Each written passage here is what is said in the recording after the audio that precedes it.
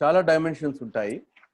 ఒకటి, రైతులందరూ ప్రకృతి వ్యవసాయం చేయడము మరియు వారి ఆధీనంలో ఉన్న భూమి అంతా కూడా ప్రకృతి వ్యవసాయ భూమి కింద మార్చడం అనేది that is the first step. అంటే ఎక్కడ కూడా గ్రామంలో రసాయనాలు వాడటం లేదు అనేది ఇది బయో విలేజ్ గ్రేడ్ 1 అందాం. నెక్స్ట్ ఏముండాలంటే ప్రతి ఎకరా భూమి 365 రోజులు గ్రీన్ కవర్తో ఉండాలి.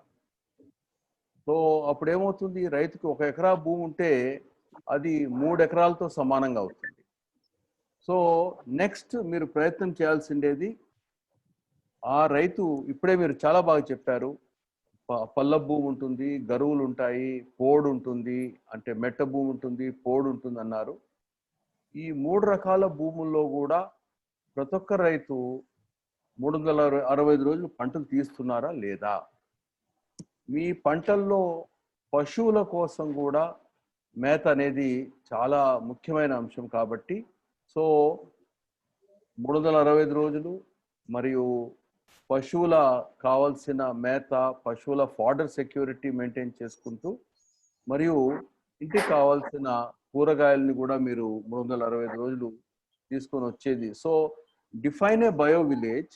అది నేను పార్నాడ్ గారిని, కృష్ణరావు గారిని కూడా రిక్వెస్ట్ చేసేది, దట్ మనము బయో విలేజెస్లో కూడా గ్రేడ్స్ పెడతాం.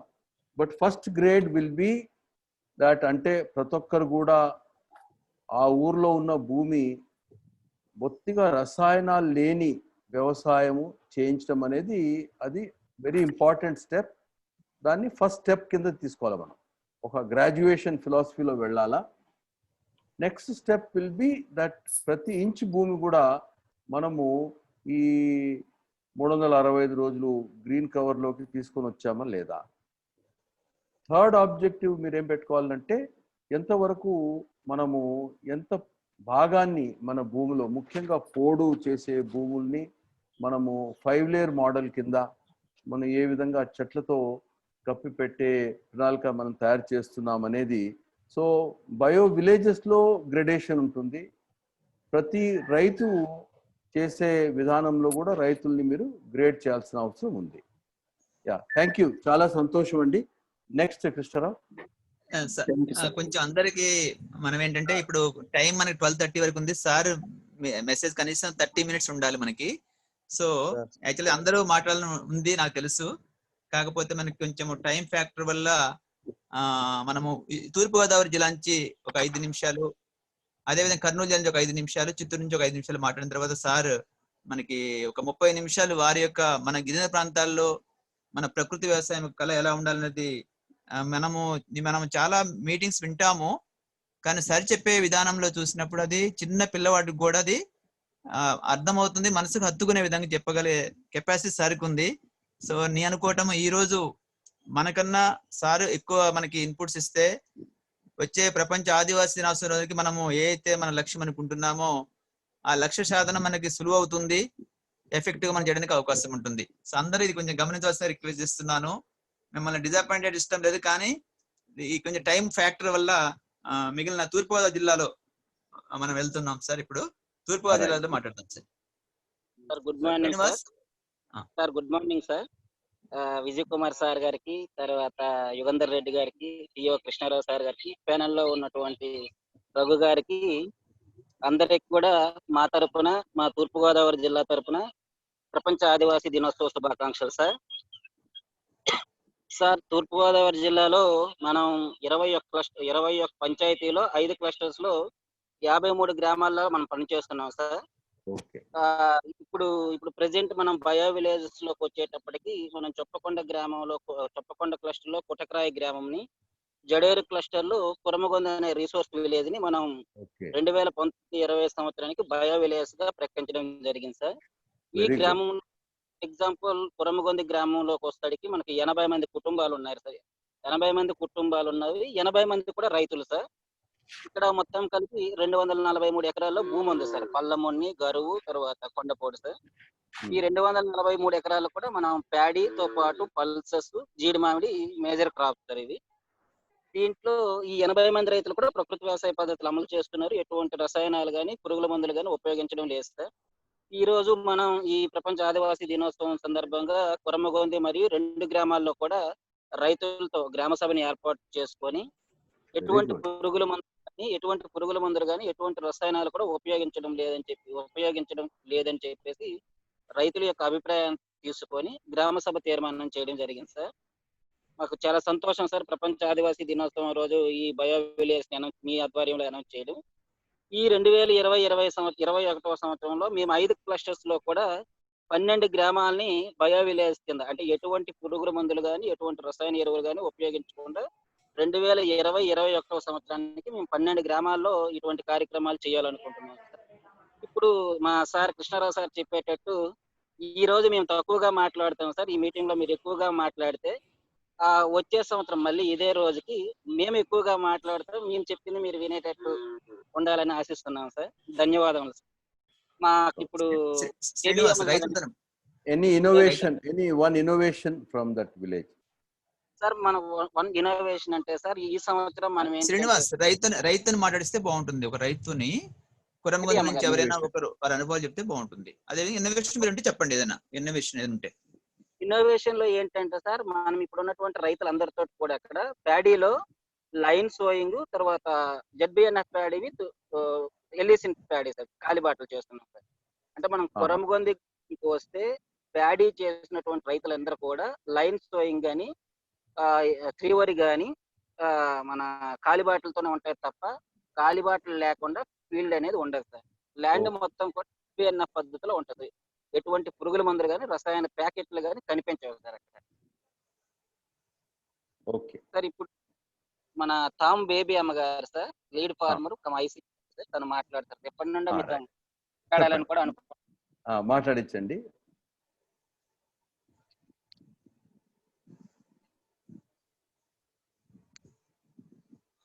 సార్ నమస్తే సార్.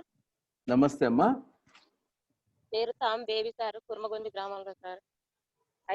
సార్ సరే, మీ అనుభవం చెప్పండి అమ్మా. ఈ ప్రకృతి వ్యవసాయం వల్ల మీకు చేయడం సంతోషమేనా? సార్ 2017 నుంచి మాకు ప్రకృతి వ్యవసాయం చేస్తున్నాను సార్. మా భూమిని ఉన్న భూమి 4 ఎకరాలు ఉన్నది సార్. ఫస్ట్ లో 2007లో 6 ఎకరం చేసాను సార్. ఇప్పుడు మొత్తం 4 ఎకరాలు కూడా చేస్తున్నాను సార్. ఇప్పుడు 3 సంవత్సరాల నుంచి మాకు మార్పు వచ్చింది సార్. మా భూమిని కాపాడుకుంటున్నాం. మేము ఇప్పటికీ ఆరోగ్యంగా ఉన్నాం సార్. హాస్పిటల్ కంటే ఇప్పటికీ వెళ్ళలేదు సార్. ఈ సంవత్సరం సారు మేము 5 ఎకరాలలో వంగ బీర తోట ఇలాంటి అన్ని వేసించారు. పులిరాగి వేసించారు. 5 ఎకరాలు కూడా ప్రకృతి వ్యవసాయం తోటి చేద్దామని, ఇంకా శుభ్రం మాకున్న ల్యాండ్ ప్రకృతి వ్యవసాయం చేద్దామని మేమందరం కలిపి చేస్తున్నాం సార్. మా ఆయన మా మరిది మేమందరం కలిపి శుభ్రంగా ఘన ద్రవ కషాయాలు, ఇప్పుడు అంటే నీమాస్త్రం నిన్న చేసాను సార్. అగ్నాస్త్రం ఇవాళ చేద్దాం అనుకున్నాను సార్. ఇవాళ చేయడానికి రెడీగా అన్ని చేసుకొని ఉన్నాను సార్. మాకున్న భూమిని ఇంకా శుభ్రంగా మేము కాపాడుకోవాలని చేస్తున్నాం సార్. మేము ఆరోగ్యంగా ఉన్నాం సార్. ఇన్ని సంవత్సరాలు ఆర్థికంగా మీకు ఇది వ్యవసాయం వల్ల లాభసాటేనా? మీకు డబ్బులు మిగులుతున్నాయా? అదనపు ఆదాయం వస్తుందా? వస్తుంది సార్. జీడి తోటల్లో అంటే మేము ఇప్పటికి ప్రకృతి వ్యవసాయంలో ఎరువులు వేసే పండించుకుంటున్నాం సార్. రసాయనాలు వాడతాలు వేస్తారు. మాకు ఈ సంవత్సరం మాకు వచ్చే ఎకరంలో 6 క్వింటాలు జీడి మామిడి వచ్చింది సార్. పంచకవ్య, నీమాస్త్రం ఇవన్నీ కొట్టుకున్నాం సార్. మాకు లాభం వచ్చింది సార్. ఓకే, శభాష్ అమ్మా, చాలా సంతోషం. ఇంకొక చిన్న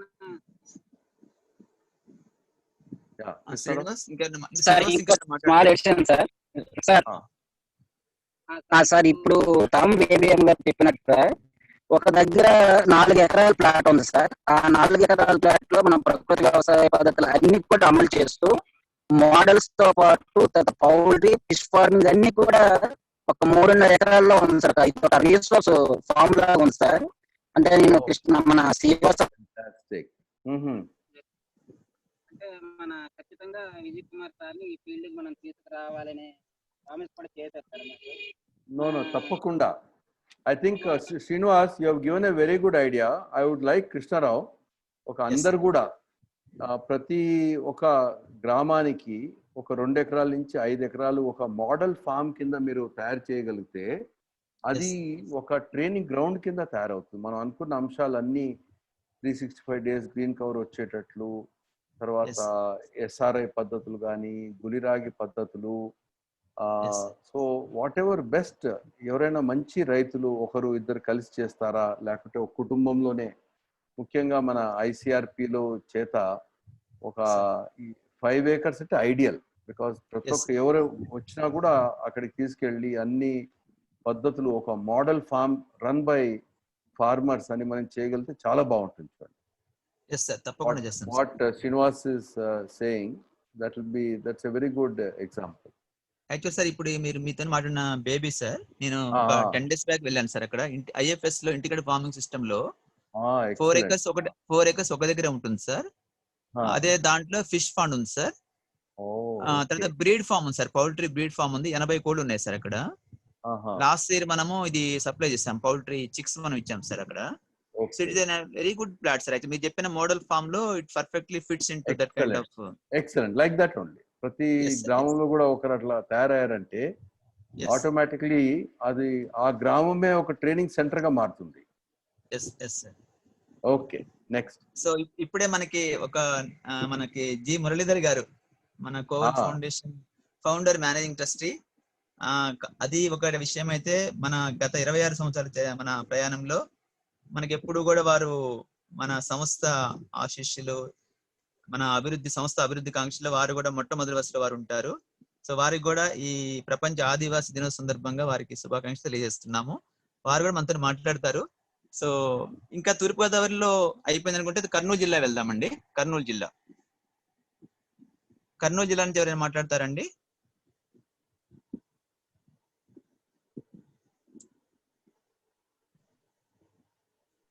కర్నూలులో అన్ని చెంచుగూడలో పని చేస్తున్నామా కృష్ణారావు? ఎస్ సార్, అన్ని పని చేస్తున్నాం సార్. ఈ రోజు మన IT day project officer Ravindra Reddy గారు మనకి ఇన్విటేషన్ పంపించారు సార్. నిన్న నాతో మాట్లాడారు. సో అక్కడ మన చెంచులు ఈ రోజు మన దోర్నాల్లో ఒక ఈవెంట్ చేస్తున్నారు సార్, ప్రపంచ ఆదివాసీ దినం సందర్భంగా. మన చెంచు రైతులు అక్కడ వెళ్ళారు సార్. అక్కడ మన అనుభవాలు, మన ప్రకృతి వ్యవసాయ అనుభవాలు షేర్ చేసుకొని బైలోడి గ్రామాన్ని వారు అక్కడ అనౌన్స్ చేస్తున్నారు సార్. PO గారు ప్రకృతి వ్యవసాయ గ్రామంగా వారు అనౌన్స్ చేపిస్తున్నాం సార్. అక్కడ మన ఆవులమ్మ గారు, మన vice chairperson, Kovel foundation vice chairperson Shri Avulamma గారు కూడా వారు అక్కడికి వెళ్ళారు సార్. వారితో మన నరేంద్ర వీళ్ళందరూ కూడా టీం అంతా అక్కడికి వెళ్ళారు సార్. ఓకే, ఎందుకంటే మహబూబ్ నగర్ చెంచు ఏరియాలో మనము వర్క్ స్టార్ట్ చేయాల్సి వస్తుంది. మన కమిషనర్ ట్రైబల్ ఫేర్ తో మాట్లాడాను. అవును సార్. సో అక్కడ మనకి చాలా స్ట్రెంత్ ఉంది సార్. మనకి మహబూబ్ నగర్ జిల్లాలో సార్ అమరాబాద్, అచ్చంపేట, లింగాల్ సార్ 3 మండలాలు యూనిఫామ్ ప్రాజెక్ట్ నుంచి మనం చేస్తున్నాం సార్ అక్కడ. Right yes. So it will not take much time for getting strength and there sir. Okay, అది కొంచెం రెడీగా ఉండి ఒక డాక్యుమెంట్ నాకు పంపించండి దాని మీద. సో కర్నూలు జిల్లా నుంచి ఎవరైనా మాట్లాడతారండి? కర్నూలు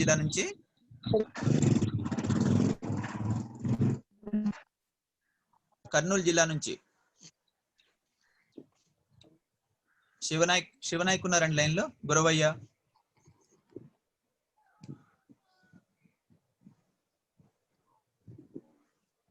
సో ఈ లోపల చిత్తూరు జిల్లా నుంచి భానుమూర్తి, మీ జిల్లా నుంచి ఎవరైనా ఒకరిద్దరు రైతులు మాట్లాడతారండి? భానుమూర్తి గారు. నమస్తే సార్,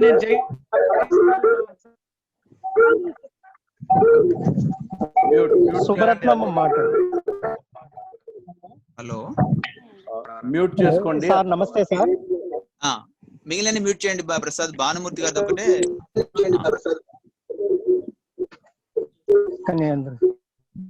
చిత్తూరు మాట్లాడి కర్నూలు మాట్లాడొచ్చండి. కర్నూలు తర్వాత మాట్లాడు.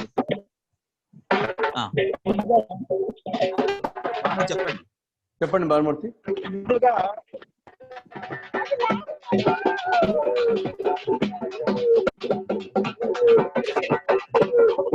డ్రమ్స్ ఆపాలండి అక్కడ. సార్ భాను ఫంక్షన్ లో ఉన్నట్లున్నారు సార్. భానుమూర్తి సో సార్ గౌరవనీయులైనటువంటి శ్రీ విజయ్ కుమార్ సార్ గారికి, మరి కోవిల్ ఫౌండేషన్ మేనేజింగ్ ట్రస్టీలు, బోర్డు మెంబర్ల గారికి, సిఇఓ గారికి మూర్తి చిత్తూరు జిల్లా నుండి తెలియజేస్తున్నాం. ప్రపంచ ఆదివాసీ దినోత్సవ సందర్భంగా శుభాకాంక్షలు తెలియజేస్తున్నాం సార్. చిత్తూరు జిల్లాలో 3 క్లస్టర్లు, 15 పంచాయతీలు, 62 గ్రామాల్లో మనం పనిచేస్తున్నాము ప్రకృతి వ్యవసాయ పథకాన్ని. సో ఈ సందర్భంగా 2 మండలాల్లో 2 క్లస్టర్లలో ఒక్కొక్క గ్రామాన్ని మనం సంపూర్ణ వ్యవసాయ ప్రకృతి వ్యవసాయ గ్రామంగా మేము తీర్మానం చేసుకున్నాం గ్రామస్తులతోటి, రైతులతోటి. అందులో శ్రీకాళహస్తి మండలం, కలవకుంట క్లస్టరు, కాలంపల్లి ఎస్టీ కాలనీ, ఈ గ్రామాన్ని మనం సంపూర్ణ ప్రకృతి వ్యవసాయ గ్రామంగా మేము గ్రామస్తులతో కలిసి గ్రామస్తుల తీర్మానం ప్రకారం తీర్మానం చేయడం జరిగింది. పూర్తిగా ఈ గ్రామంలో 30 కుటుంబాలు ఉన్నాయి సార్. రైతుల సంఖ్య 30, భూమి 33 ఎకరాలు. సో ప్రథమంగా ఈ మహిళ అంటే మన సిఆర్పి సుబ్బరత్నం గారు మాట్లాడతారు సార్. మొన్న కూడా ఆమె తమరితో మాట్లాడారు సార్. నా గ్రామాన్ని నేను ప్రకృతి వ్యవసాయ గ్రామంగా అనౌన్స్ చేస్తాను సార్ అని చెప్పారు. సో ఆమె మాట్లాడాలని సిద్ధంగా ఉన్నారు సార్, మాట్లాడతారు సార్.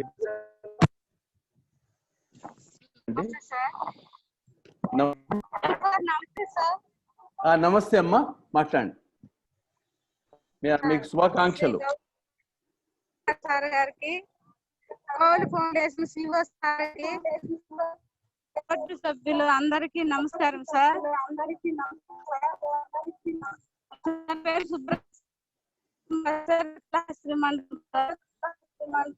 కాలంపల్లి ఎస్టీ. నేను సరిగ్గా రావటం లేదమ్మా, అండ్ ఈకో వస్తా ఉంది. బాను సిగ్నల్ దగ్గర ఉంచు, సిగ్నల్ దగ్గర.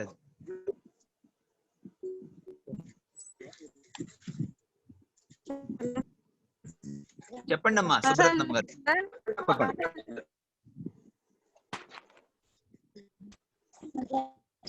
చెప్పండి అమ్మా. మా గ్రామంలో సార్ 30 కుటుంబాలు ఉన్నాయి సార్.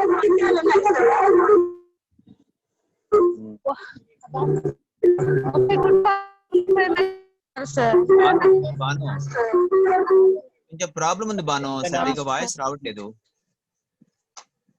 సో కొంచెం వాయిస్ ఇబ్బంది అవుతుంది, నెట్వర్క్ లేనట్టుంది. సో వారి యొక్క ఎక్స్ప్లెనేషన్ తీసుకుని మాకు షేర్ చేయండి. సో ఒకసారి ఇప్పుడు టైం మనకి ఎక్కువ ఉంది, ఆల్రెడీ 12 అయింది. సో నేను చెప్పినట్టు 30 నిమిషాలు సార్ మా మెసేజ్ ఇస్తారు. అయితే సుబ్రత్మ గారు వాయిస్ వినిపించట్లేదండి. మా గ్రామంలో చెప్పండి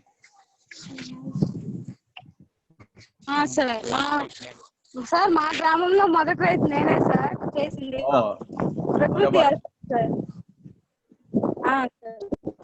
ఇప్పుడు పిఎం మరి ప్రకృతి చేశారు చేశారు సార్.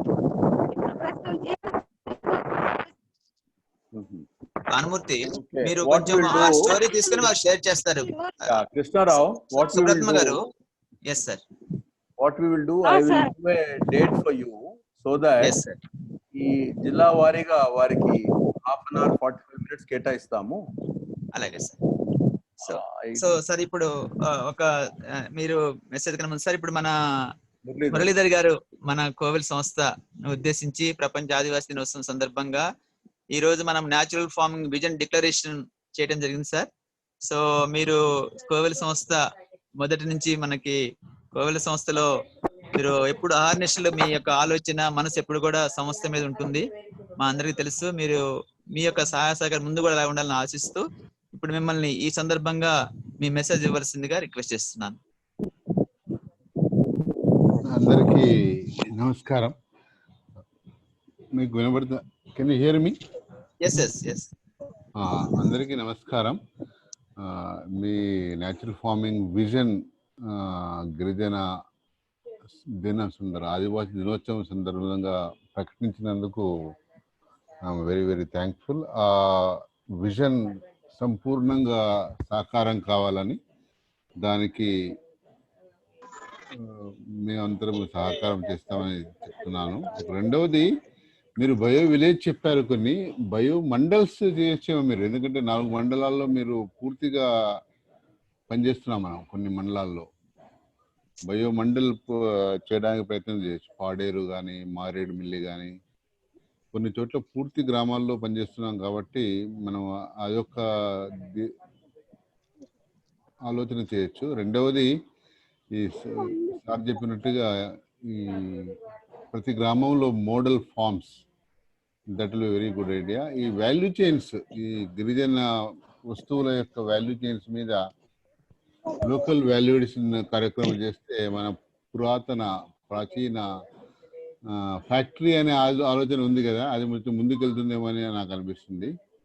లోకల్ వాల్యుయేషన్ ఎఫర్ట్ కూడా మనం పెట్టొచ్చు. బట్ అన్ని రకాల ప్రయత్నాలు గిరిజన ప్రాంతాల నుంచే ప్రపంచం నేర్చుకుంటుంది. గిరిజన ప్రాంతాలు ప్రపంచానికి ఆదర్శం కాబోతున్నాయి. కాబట్టి ఆ ప్రయత్నంలో మీకు మా పూర్తి సహాయము సహకారం ఉంటుంది. మీరు ఏమి అడిగితే అది చేయడానికి నేను ప్రయత్నం చేస్తాను. Thank you very much. So thank you sir. So ఇప్పుడు మనం ఇంతసేపు వెయిట్ చేస్తున్నాము. మన గిరిజన ప్రాంతాల్లో మన విజయ్ కుమార్ సార్ మనకి వారి యొక్క విజన్ మనకి ప్లస్ మన ప్రకృతి వ్యవసాయం ఎందుకు చేయాలని దాని మీద వారు మనకి ఇస్తారు. ఇది నిజంగా ఇది మనకు ఒక లెసన్ లాగా మనకి నేర్చుకొని మళ్ళీ వచ్చే సంవత్సరంలో మళ్ళీ ప్రపంచ ఆదివాసీ దినోత్సవం సార్ చెప్పే కళ ఏదైతే ఉందో ఆ కళ మనము సాకారం చేసుకోవాలని మనము అనుకుంటున్న క్రమంలో ఇప్పుడు సార్ని రిక్వెస్ట్ చేస్తున్నాను, వారి యొక్క అమూల్యమైన సందేశాన్ని ఇవ్వాల్సిందిగా రిక్వెస్ట్ చేస్తున్నాను. Thank you Krishnarao. వినపడుతున్నానా? Audible? Yes sir, yes sir, yes sir. Okay. అందరికీ నమస్కారం అండి. వివిధ జిల్లాల నుంచి మన కోవెల్ కార్యకర్తలు మరియు కొంతమంది రైతులు మాట్లాడారు. చాలా సంతోషంగా ఉంది ఇవాళ ఆదివాసీ దినంన మీ అందరితో ఈ విధంగా మాట్లాడడము. మరియు ఇవాళ ముఖ్యంగా మన కృష్ణారావు గారికి, సిఇఓ కోవెల్ సంస్థ, మరియు యుగంధర్ రెడ్డి గారు కోవెల్ ట్రస్టీ, మురళి గారు, పార్నాయుడు గారు, రఘు గారు, అదేవిధంగా కోవెల్ సిబ్బంది అందరికీ, హేమ, భానుమూర్తి, నాగేంద్ర ప్రసాద్,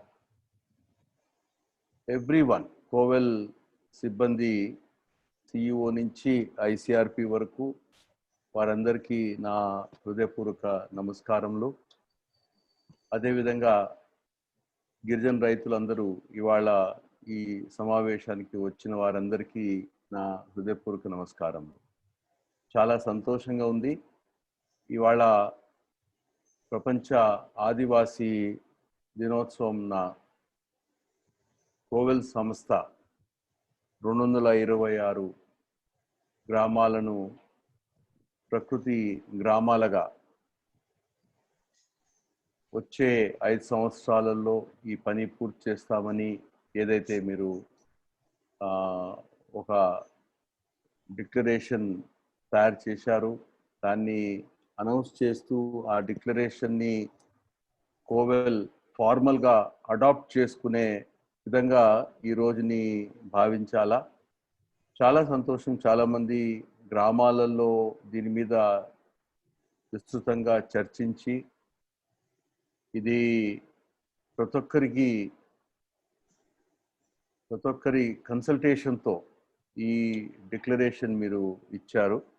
సో అందుకు ముందు కృష్ణారావు గారికి, యుగంధర్ రెడ్డి గారికి, మరియు కోవెల్ సిబ్బంది, కోవెల్ కుటుంబ సభ్యులందరికీ నా అభినందనలు.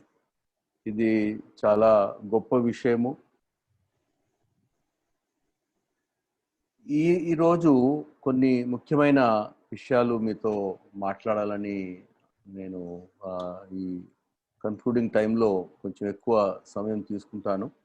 అదేవిధంగా పార్నాయుడు గారు ఈ సమావేశానికి రావటము, వారు సందేశం ఇవ్వడము చాలా సంతోషం. ఎందుకంటే ఈ 2 సంస్థలు కోవెల్ తర్వాత జట్టు మన భారతదేశానికే ఒక మోడల్ సంస్థలుగా నిలుస్తున్నాయి. ఎన్నో రాష్ట్రాల నుంచి ఈ 2 సంస్థలు చేసే కార్యక్రమాల్ని అభినందిస్తూ వారి సహాయ సహకారాలు కూడా తీసుకోవటం జరుగుతుంది.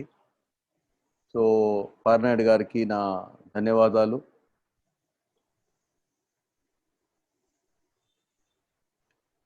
రెండు సంస్థలు కూడా ఈ కార్యక్రమాన్ని ఇంకా ఉధృతంగా ముందుకు తీసుకెళ్లాలని నేను కోరుతున్నాను. అదేవిధంగా ఏపీపీఐ నుంచి రఘు గారు రావటం జరిగింది, వారి సందేశం ఇచ్చారు. అండ్ వారి కమిట్మెంట్ చూస్తే చాలా ఆనందంగా ఉంటుంది. చాలా సెన్సిటివ్ మనిషి. అండ్ ఎప్పటి నుంచో గిరిజనులు మత్స్యకారుల హక్కుల కోసము పనిచేసిన వ్యక్తి. ఇప్పుడు అజీం ప్రేమ్జీ ఫిలాంథ్రపీలో పనిచేస్తూ ప్రత్యేకంగా గిరిజన ప్రాంతాలలో సమయం కేటాయిస్తూ మీ అందరికీ వారు సలహాలు ఇవ్వటము, మీ దగ్గర నుంచి నేర్చుకున్న విషయాల్ని ఇతర సంస్థలకు తెలియజేస్తూ, so one way he is like a brand ambassador for Kovel and జట్టు. వారికి నా ధన్యవాదాలు.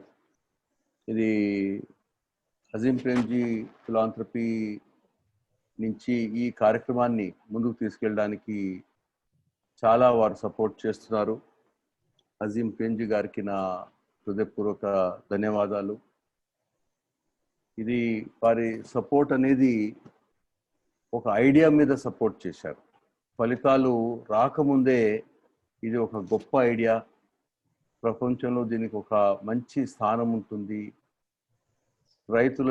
రైతుల సంక్షేమంలో మార్పు తీసుకొని రావడంలో ఈ ఐడియా చాలా గొప్ప పాత్ర పోషిస్తుందనే ఒక నమ్మకంతో వారు దీన్ని సపోర్ట్ చేశారు. అండ్ కోవెల్ జట్టు 2 సంస్థలు కూడా ఈ గత 3 సంవత్సరాల నుంచి రిసోర్స్ ఎన్జిఓస్గా డిక్లేర్ చేసిన తర్వాత చాలా చాలా మంచి సేవలు మీరు అందించారు. సో మీకు నేను ధన్యవాదాలు తెలియజేయాలి.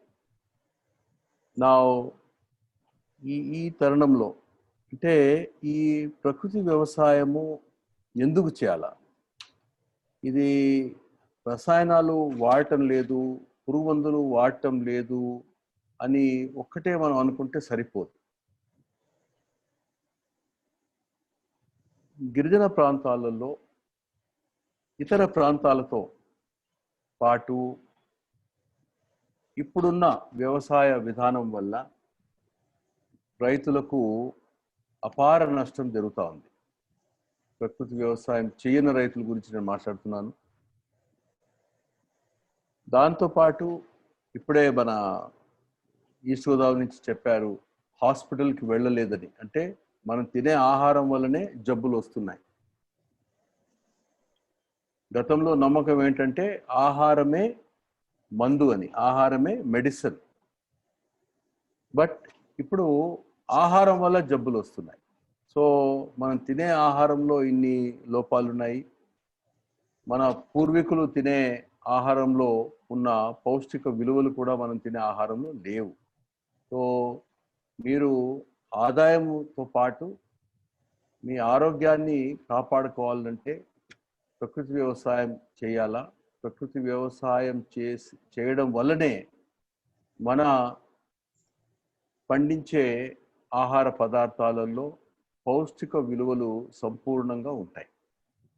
సో రైతుగా ఆదాయం పెంచుకోవాలా అంటే ఖర్చు తగ్గించాలా, దిగుబడి పెంచుకోవాలా, వర్షాలు లేని సమయంలో కూడా పంట నష్టపోకూడదు, ఎక్కువ వర్షాలు వచ్చినా కూడా పంటకు నష్టం జరగకూడదు, మంచి ధర రావాలా అని ఏ విధంగా రైతుగా మనం అనుకుంటామో అదేవిధంగా పండించిన ఆహారం తినే ఒక వినియోగదారు దృష్టికోణంలో కూడా ప్రకృతి వ్యవసాయము వల్ల మన ఆరోగ్యాన్ని ఎన్నో విధాలుగా మనం కాపాడుకోవచ్చు.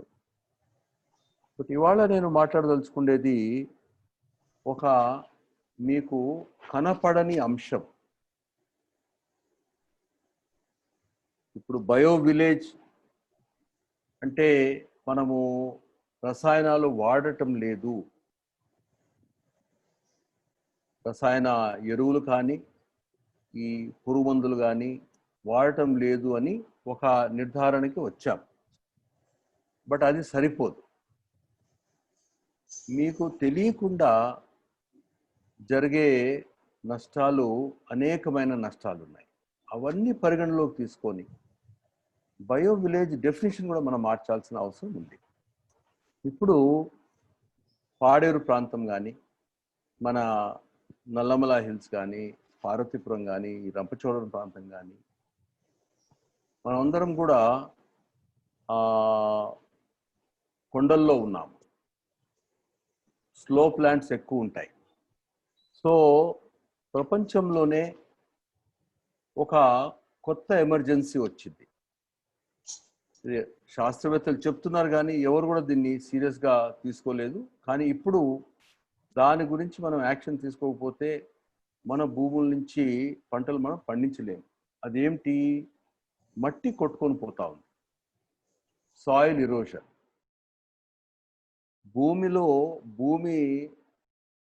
ఉన్న గుణాలన్నీ కూడా భూమిలో ఉన్న కార్బన్ వల్లనే వీలవుతుంది. సాయిల్ ఆర్గానిక్ మ్యాటర్ అంటారు. సో అది గిరిజన ప్రాంతాలలో అది క్షీణిస్తూ ఉంది. అడవుల్లో ఇంకా ఉంది, కానీ మనం అడవుల్ని శుభ్రంగా నరికేసాము, వ్యవసాయ పంట భూములుగా తీసుకున్నాము, పోడు చేస్తున్నాము. సో మనం చేసే వ్యవసాయ విధానాల వల్ల ఈ కర్బనం అనేది మనము పోగొట్టుకుంటున్నాం.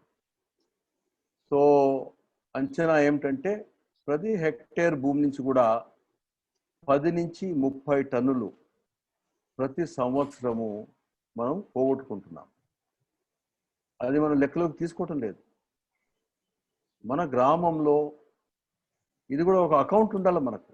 మన గ్రామంలో ఎంత ఈ విధంగా భూమి కొట్టుకొని పోయింది అనేది మనకు తెలియదు.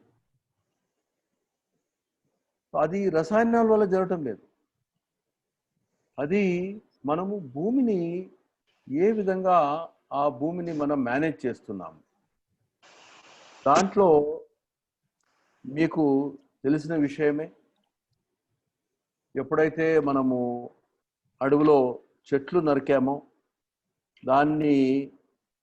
భూమిని మట్టిని హోల్డ్ చేసే కెపాసిటీని మనం పోగొట్టుకున్నాం. అదేవిధంగా పోడులో మనము పంట వ్యర్థాలను కాల్చడం వల్ల, ముట్టడించడం వల్ల సూక్ష్మజీవులను చంపుతున్నాము. తర్వాత కర్బనం కూడా పోతా ఉంది దాంట్లో. ప్లస్ మీకు తెలుసు వర్షాలు ఎక్కువ ఏజెన్సీ ప్రాంతాలలో. ఆ ఎక్కువ వర్షాలలో కూడా నీటితో పాటు మట్టి కొట్టుకొని పోతా ఉంది, గాలితో మట్టి కొట్టుకొని పోతా ఉంది.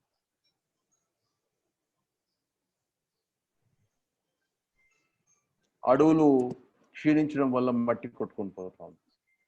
ఎన్నో విధాలుగా గిరిజన ప్రాంతాలలో మన జీవనానికే ఆధారము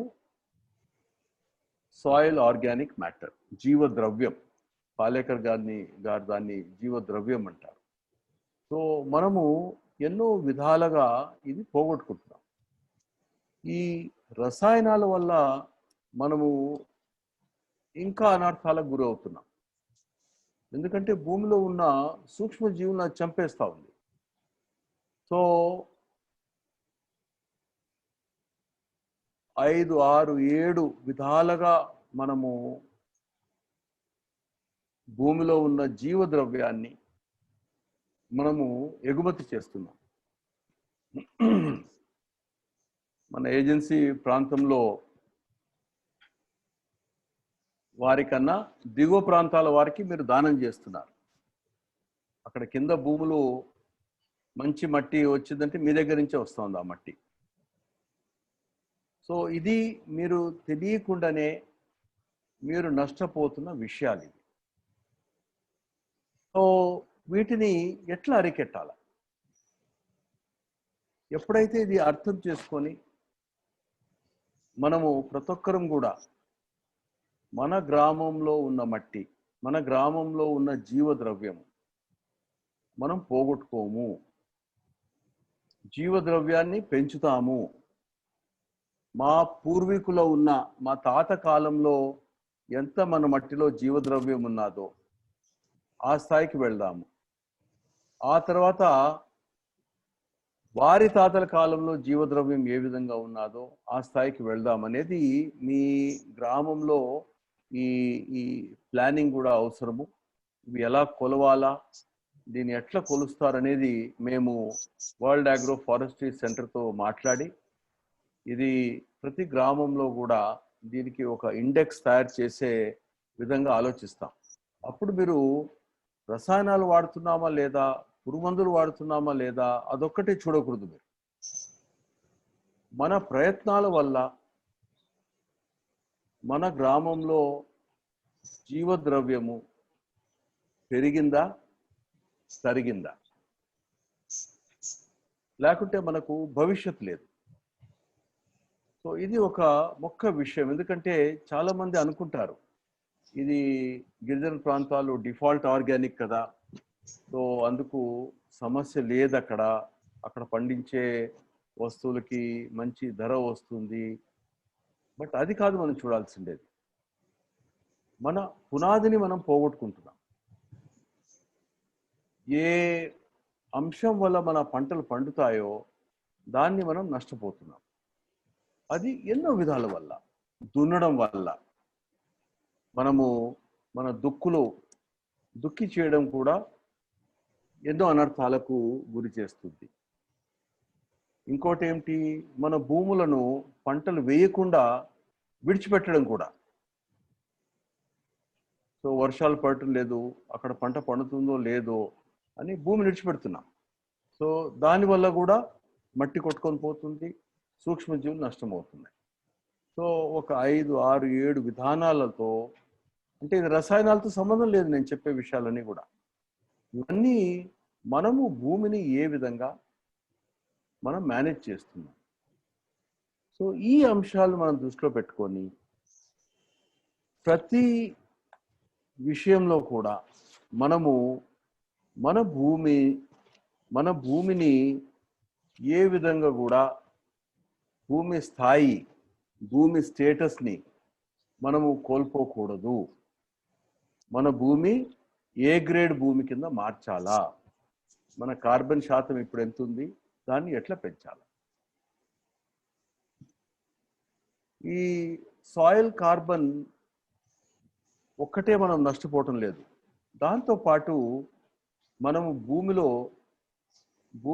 నీరుని ఆకట్టుకునే శక్తిని కూడా పోగొట్టుకుంటున్నాం.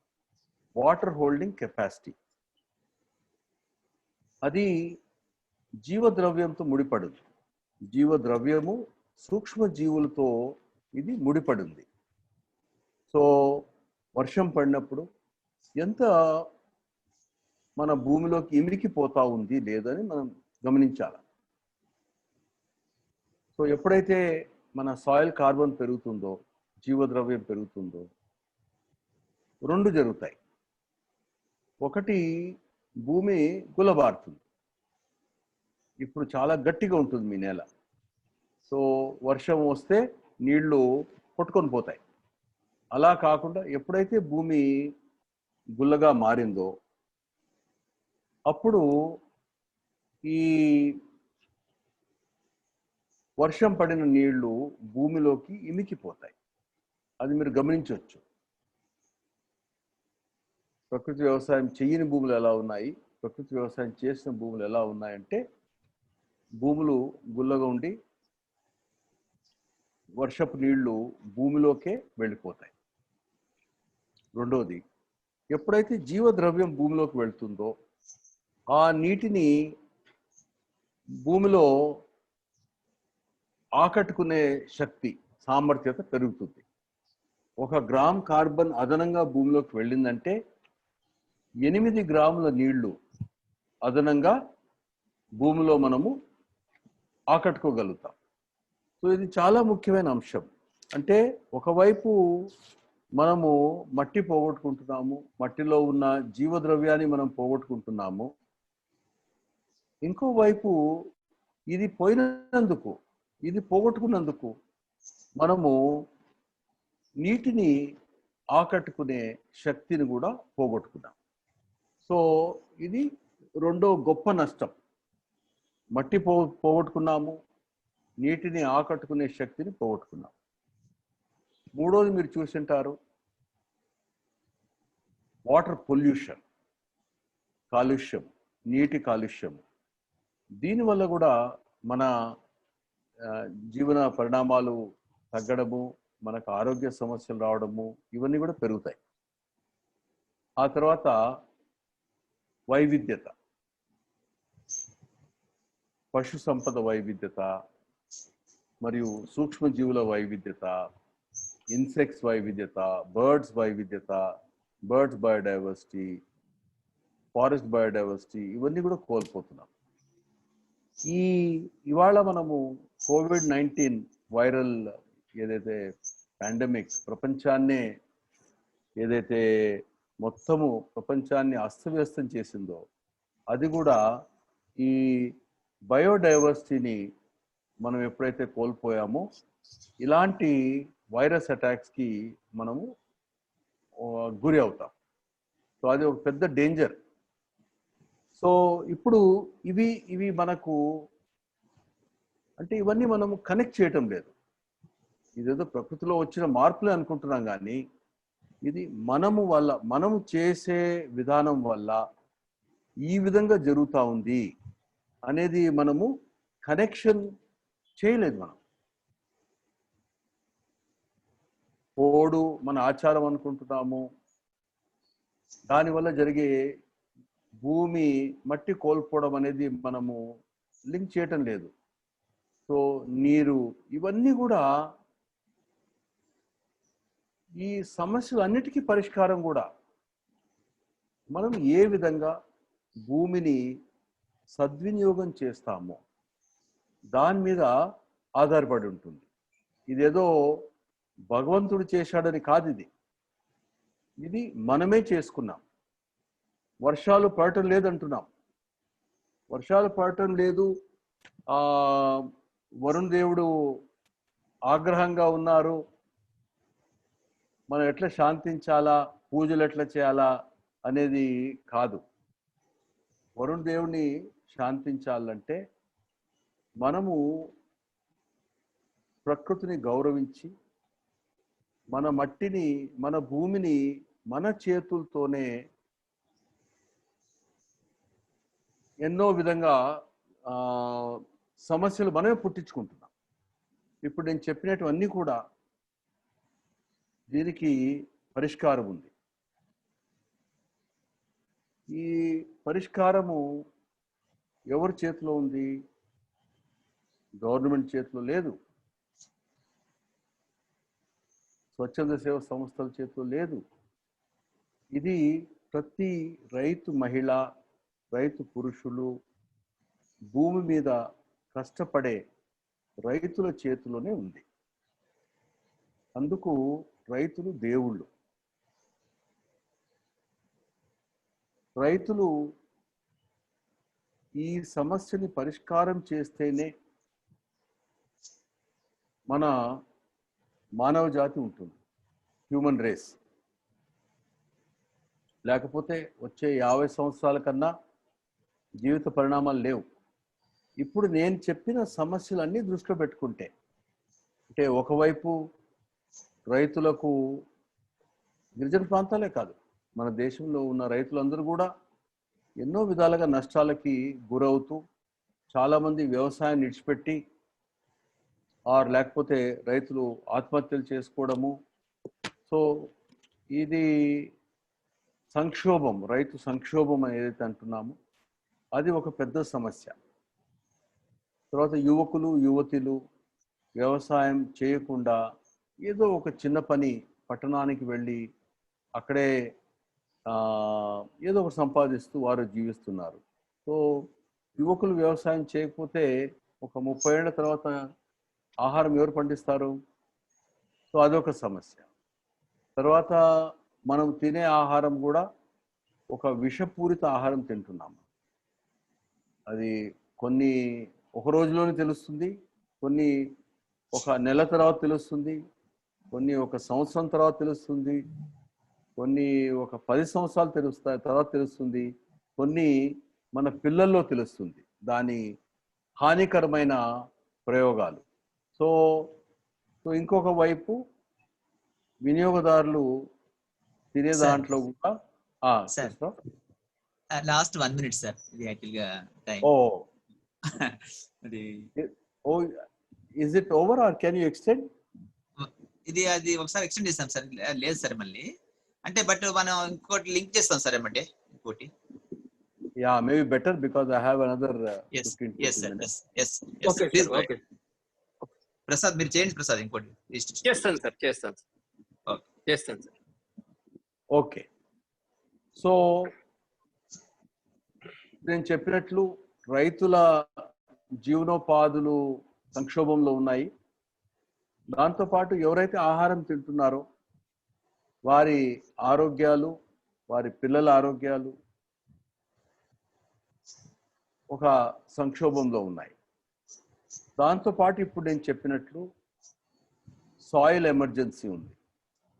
Soil emergency, water emergency,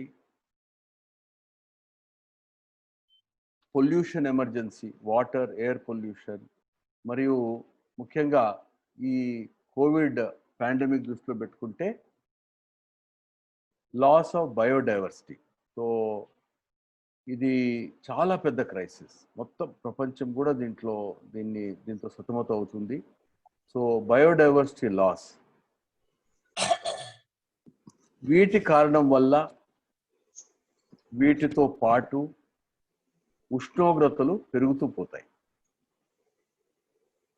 so ఇవన్నీ చాలా పెద్ద సమస్యలు. వీటన్నిటిని కూడా పరిష్కారము రైతులు మీరందరూ మీ భూములను ఏ విధంగా, మీ భూముల యాజమాన్యము ఏ విధంగా చేస్తారో దానితో ముడిపడింది. అది ఒక ముఖ్యమైన అంశం మీకు చెప్పదలుచుకున్నాను. ఎందుకంటే మన రైతులు, గిరిజన రైతులు రసాయనాలు వాడటం లేదు, పురుగుమందులు వాడటం లేదు అంటే సరిపోదు. మీరు కూడా ఇన్ని సమస్యలు ఉన్నాయి, ఈ సమస్యను గుర్తించుకొని ఈ సమస్యను గుర్తించుకొని మనము అందరు మ్యూట్ చేసుకోవాలండి. సో ప్రకృతి వ్యవసాయము మన ప్రాక్టీసెస్ ఒక విధంగా ఉంటాయి. అంటే మనం ఏ విధంగా సుభాష్ పాలేకర్ గారు చాలా విషయాలు చెప్పారు. అదేవిధంగా గిరిజన ప్రాంతాలలో కొన్ని ఇన్నోవేషన్స్ ఉన్నాయి, మన రైతుల ఇన్నోవేషన్స్ ఉన్నాయి. సో అందుకే మనం ఇప్పుడు ప్రకృతి వ్యవసాయాన్ని మనము రైతుల యాజమాన్యము ప్రకృతి వ్యవసాయం అని పేరు మార్చడం జరిగింది మన ఆంధ్రప్రదేశ్లో. సో బట్ ఒక్కొక్క రాష్ట్రంలో ఈ వివిధ పద్ధతులు ఉంటాయి, ఇంకో దేశంలో కూడా పద్ధతులు ఉంటాయి. కానీ దీనికి కొన్ని ప్రిన్సిపల్స్ ఉన్నాయి. కృష్ణరావు కొంచెం మ్యూట్ చేస్తారా? యా. సో దీనికి ప్రిన్సిపల్స్ ఉంటాయి. అంటే ప్రకృతి సిద్ధాంతాలు, ప్రకృతిలో లాస్ ఆఫ్ నేచర్, ప్రకృతి చట్టాలు అవి పర్ఫెక్ట్. దాంట్లో ఎవరు మనుషులు కానీ ఎవరు కూడా మార్చడానికి వీలు లేదు. అవి ఇప్పుడు ప్రకృతిలో ప్రిన్సిపల్స్, ప్రకృతి చట్టాలు అన్ని దేశాలకు, అన్ని ప్రాంతాలకు వర్తిస్తాయి. ఇది భారతదేశంలోనే ఉంటుంది, గిరిజన ప్రాంతంలోనే ఉంటుంది, ఇంకో చోట వర్తించదు అనే అనుకోకూడదు మనం. ఈ ప్రిన్సిపల్స్ అర్థం చేసుకొని మీరు ప్రతి ఒక్కరు కూడా మనం చేసే పని, మనం ప్రకృతి చట్టాల ప్రకారం వెళ్తున్నామా, ప్రకృతి చట్టాలకు వ్యతిరేకంగా వెళ్తున్నామా అనేది మీరే అంచనా వేసుకోవచ్చు. ప్రకృతి చట్టాలంటే ఒక ఉదాహరణ ఇస్తాను మీకు. Laws of gravity. Laws of gravity అనేది ఇట్ ఈస్ సేమ్ ఎవ్రీవేర్. ఇప్పుడు మీరు ఒక బంతిని గాల్లో ఎగరేశారంటే అది కింద పడుతుంది కదా. ఇటుక ఉంది, ఇటుక మీరు కింద పడేశారంటే అది పైకి ఎగరదు, కింద పడుతుంది. అది ఒక చట్టం, ప్రకృతి చట్టం. అది ఇండియాలో మనము ఇటుక పడేస్తే అది పైకి ఎగిరిపోతుంది అనుకోలేము. అమెరికాలో కింద పడుతుంది, ఇండియాలో ఎగురుతుంది అనుకోకూడదు. చట్టాలు ఇవి. సో అలానే ప్రకృతి, మన భూమి యాజమాన్యానికి సంబంధించిన కొన్ని చట్టాలు ఉన్నాయి. అవి ఎవరు కూడా ఉల్లంఘిస్తే మనకు ప్రతిఫలం తెలుస్తుంది. మన భూసారం పోగొట్టుకుంటాము, మన నీటిని సామర్థ్యాన్ని పోగొట్టుకుంటాము. సో ఈ ప్రకృతి చట్టం ఏమిటి? ప్రకృతి చట్టాలు అంటే ఇప్పుడు మన భూమి మీద మనుషులు ముందు రాలేదు. భూమి మీద ముందు సూక్ష్మజీవులు వచ్చాయి. ఇది ఒక విధంగా చూస్తే సూక్ష్మజీవుల ప్రపంచం. సో మన నేల మీద జీవనం అనేది 42 నుంచి 45 కోట్ల సంవత్సరాల క్రిందట ప్రారంభమైంది. మనుషులు ఎప్పుడు వచ్చారు? ఈ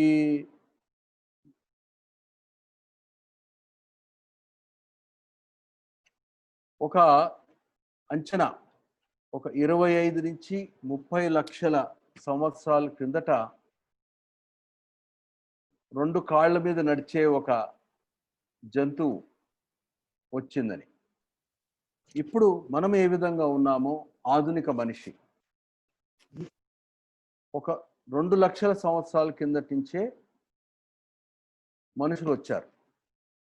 25 లక్షల సంవత్సరాల కిందట 2 కాళ్ళ మీద నడిచే హోమో స్పీషీస్ రావటం జరిగింది. బట్ హోమో సేపియన్స్ అది మన మోడర్న్ హ్యూమన్ బీయింగ్ ఒక 2 లక్షల సంవత్సరాల కిందటని చెప్తున్నారు. అది ఇంకా సైంటిస్ట్ నిర్ధారణ చేయలేదు. వ్యవసాయం అనేది ఒక 10,000 సంవత్సరాల కిందటే ప్రారంభమైంది. ఈ రసాయన వ్యవసాయము ఒక 70 సంవత్సరాల కిందట ప్రారంభమైంది. 70 నుంచి 100 సంవత్సరాల కింద అనుకోవచ్చు. 100 సంవత్సరాల కంటే తక్కువే. సో ఈనాడు చెట్లు ఉన్నాయి, అడవులు ఉన్నాయి. ఇది మనుషులకేం పని లేదు కదా. ప్రకృతి సిద్ధాంతాల ప్రకారం ఈ అడవులు ఉత్పన్నమైనాయి. వివిధ జంతువులు, వివిధ సూక్ష్మజీవులు, వివిధ జీవులు ఇవన్నీ కూడా ప్రకృతి సిద్ధాంతాల ప్రకారమే వచ్చాయి. సో మీరు గుర్తుపెట్టుకోవాల్సిన విషయం ఏంటంటే మనము వ్యవసాయానికి సంబంధించి ప్రకృతిలో ఉన్న చట్టాలు ఏమిటి, ఈ చట్టాలు ఎవరు మార్చడానికి వీల్లేదు. ఇది ఏమిటంటే మన భూమిలో ఉన్న కార్బన్ని మనము పోగొట్టుకోవడానికి వీల్లేదు. పోగొట్టుకుంటే మనం నష్టపోతాం.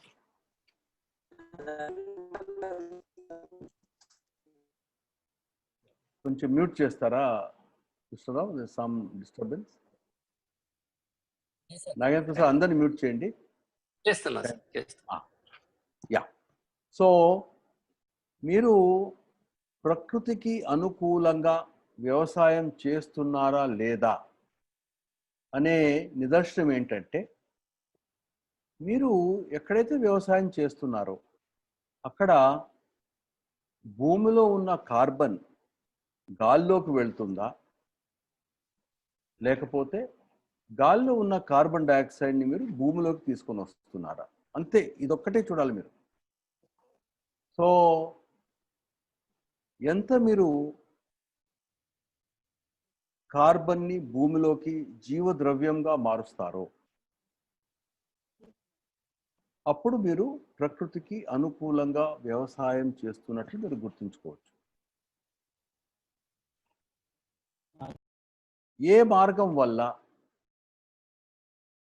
కార్బన్, భూమిలో ఉన్న కార్బన్ గాల్లోకి వెళ్ళిపోతుందో అది డిస్ట్రక్టివ్ అగ్రికల్చర్, అంటే మనల్ని నష్టపరిచే వ్యవసాయం అది. సో ఇది దృష్టిలో పెట్టుకొని ప్రకృతి వ్యవసాయ సిద్ధాంతాలు దీని నుంచి వస్తాయి. అదేమిటి? మొదటి సిద్ధాంతం ఏంటంటే, భూమి ఎప్పుడు కూడా పంటలతో కప్పి ఉండాలా. 365 రోజులు భూమి పంటలతో కప్పి ఉండాలా. బట్ ఒకే రకమైన పంట కాదు, పంటల వైవిధ్యత ఉండాలి. ఎన్ని రకాల పంటలు మీ భూమి మీద ఉంటే అంత మంచిది. ఇది గిరిజనులకు స్వతహాగా వచ్చే అంశం. ఇది మీరు ప్రకృతి పుత్రులు. మీరు ఇది ఒకరు చెప్పాల్సిన అవసరం లేదు, ఇది మీ డిఎన్ఏలో ఉంది. ప్రకృతితో మీరు ఎంత దగ్గర ఉన్నారో అందుకే మీ స్వభావం కూడా అంత మంచిది. సో ఈ ప్రకృతి వ్యవసాయం టాపిక్ కాదు, కానీ ఇప్పుడు నేను ఈ విధంగా ఉన్నానంటే, ఇన్ని కార్యక్రమాలు నేను చేస్తున్నానంటే అదృష్టవశాత్ నేను గిరిజన ప్రాంతాలలోనే ఎక్కువ సమయము వెచ్చించాను. కాబట్టి నాలో ఈ విధంగా ఇన్ని కార్యక్రమాలకు చేయడానికి ఆ ఎనర్జీ కానీ ఒక నాలో ఉన్న ఉత్సాహం కూడా, అది కూడా గిరిజనులతో నేను ఉన్నందుకే అదే నాకు కారణం. మీలో అంటే ఆ ప్రకృతి పుత్రులు, ప్రకృతి మహిళలు, ఇది మీ వల్ల నాకు ఎన్నో లాభాలు జరిగాయి. సరే, తిరిగి ప్రకృతి వ్యవసాయం మాట్లాడినప్పుడు, సో పంటల వైవిధ్యత 10, 12, 15, 20 ఎన్ని రకాల పంటలు మనము భూమి మీద మన భూమిలో పెంచితే అంత మంచిది. దీంట్లో భాగంగానే చెట్లు వస్తాయి. చెట్లు, పెద్ద చెట్లు, మీడియం హైట్, బుషెస్, పూలు, మెడిసినల్ ప్లాంట్స్. సో ఒక వనాన్ని తిరిగి పెంచాలి. అది మీకు చాలా సులభమైన పని.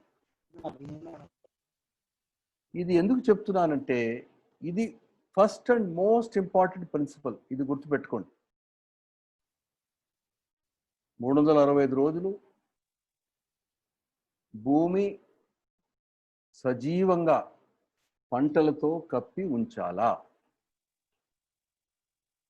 పంటల వైవిధ్యత ఎంత పెంచితే అంత మంచిది. ఈ వైవిధ్యత భాగంగానే చెట్లు ఖచ్చితంగా ఉండాలి. ఇది ఎందుకు ముఖ్యమంటే,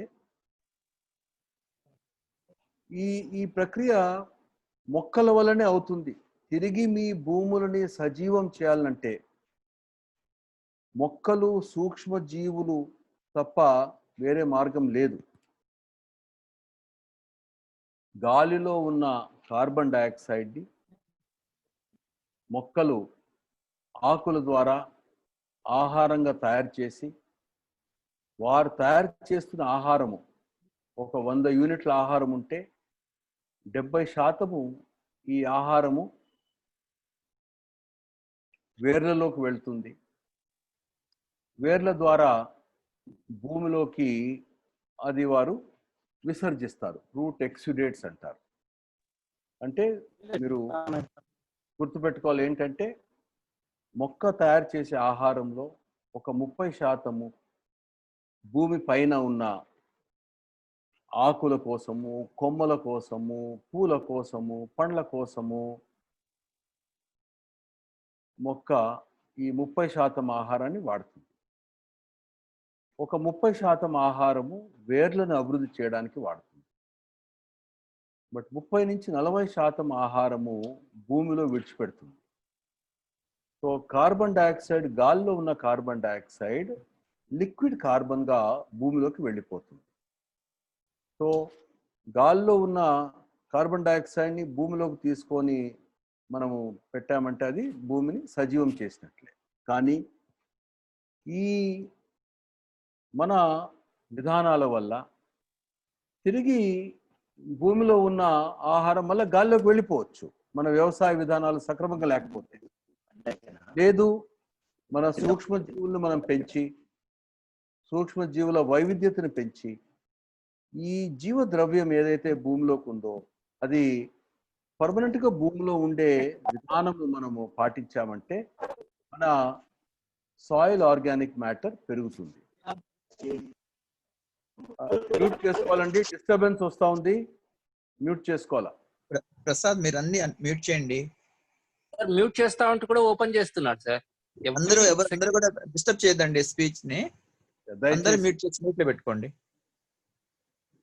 యా, సో ఈ ఫస్ట్ ప్రిన్సిపల్ అనేది చాలా ముఖ్యం చూడండి. అందుకే నేను ప్రతి ఒక్కసారి మిమ్మల్ని PMDS ఎలా చేస్తున్నారు, 365 days గ్రీన్ కవర్ ఎలా చేస్తున్నారు అని అడిగేందుకు ఇదే కారణం.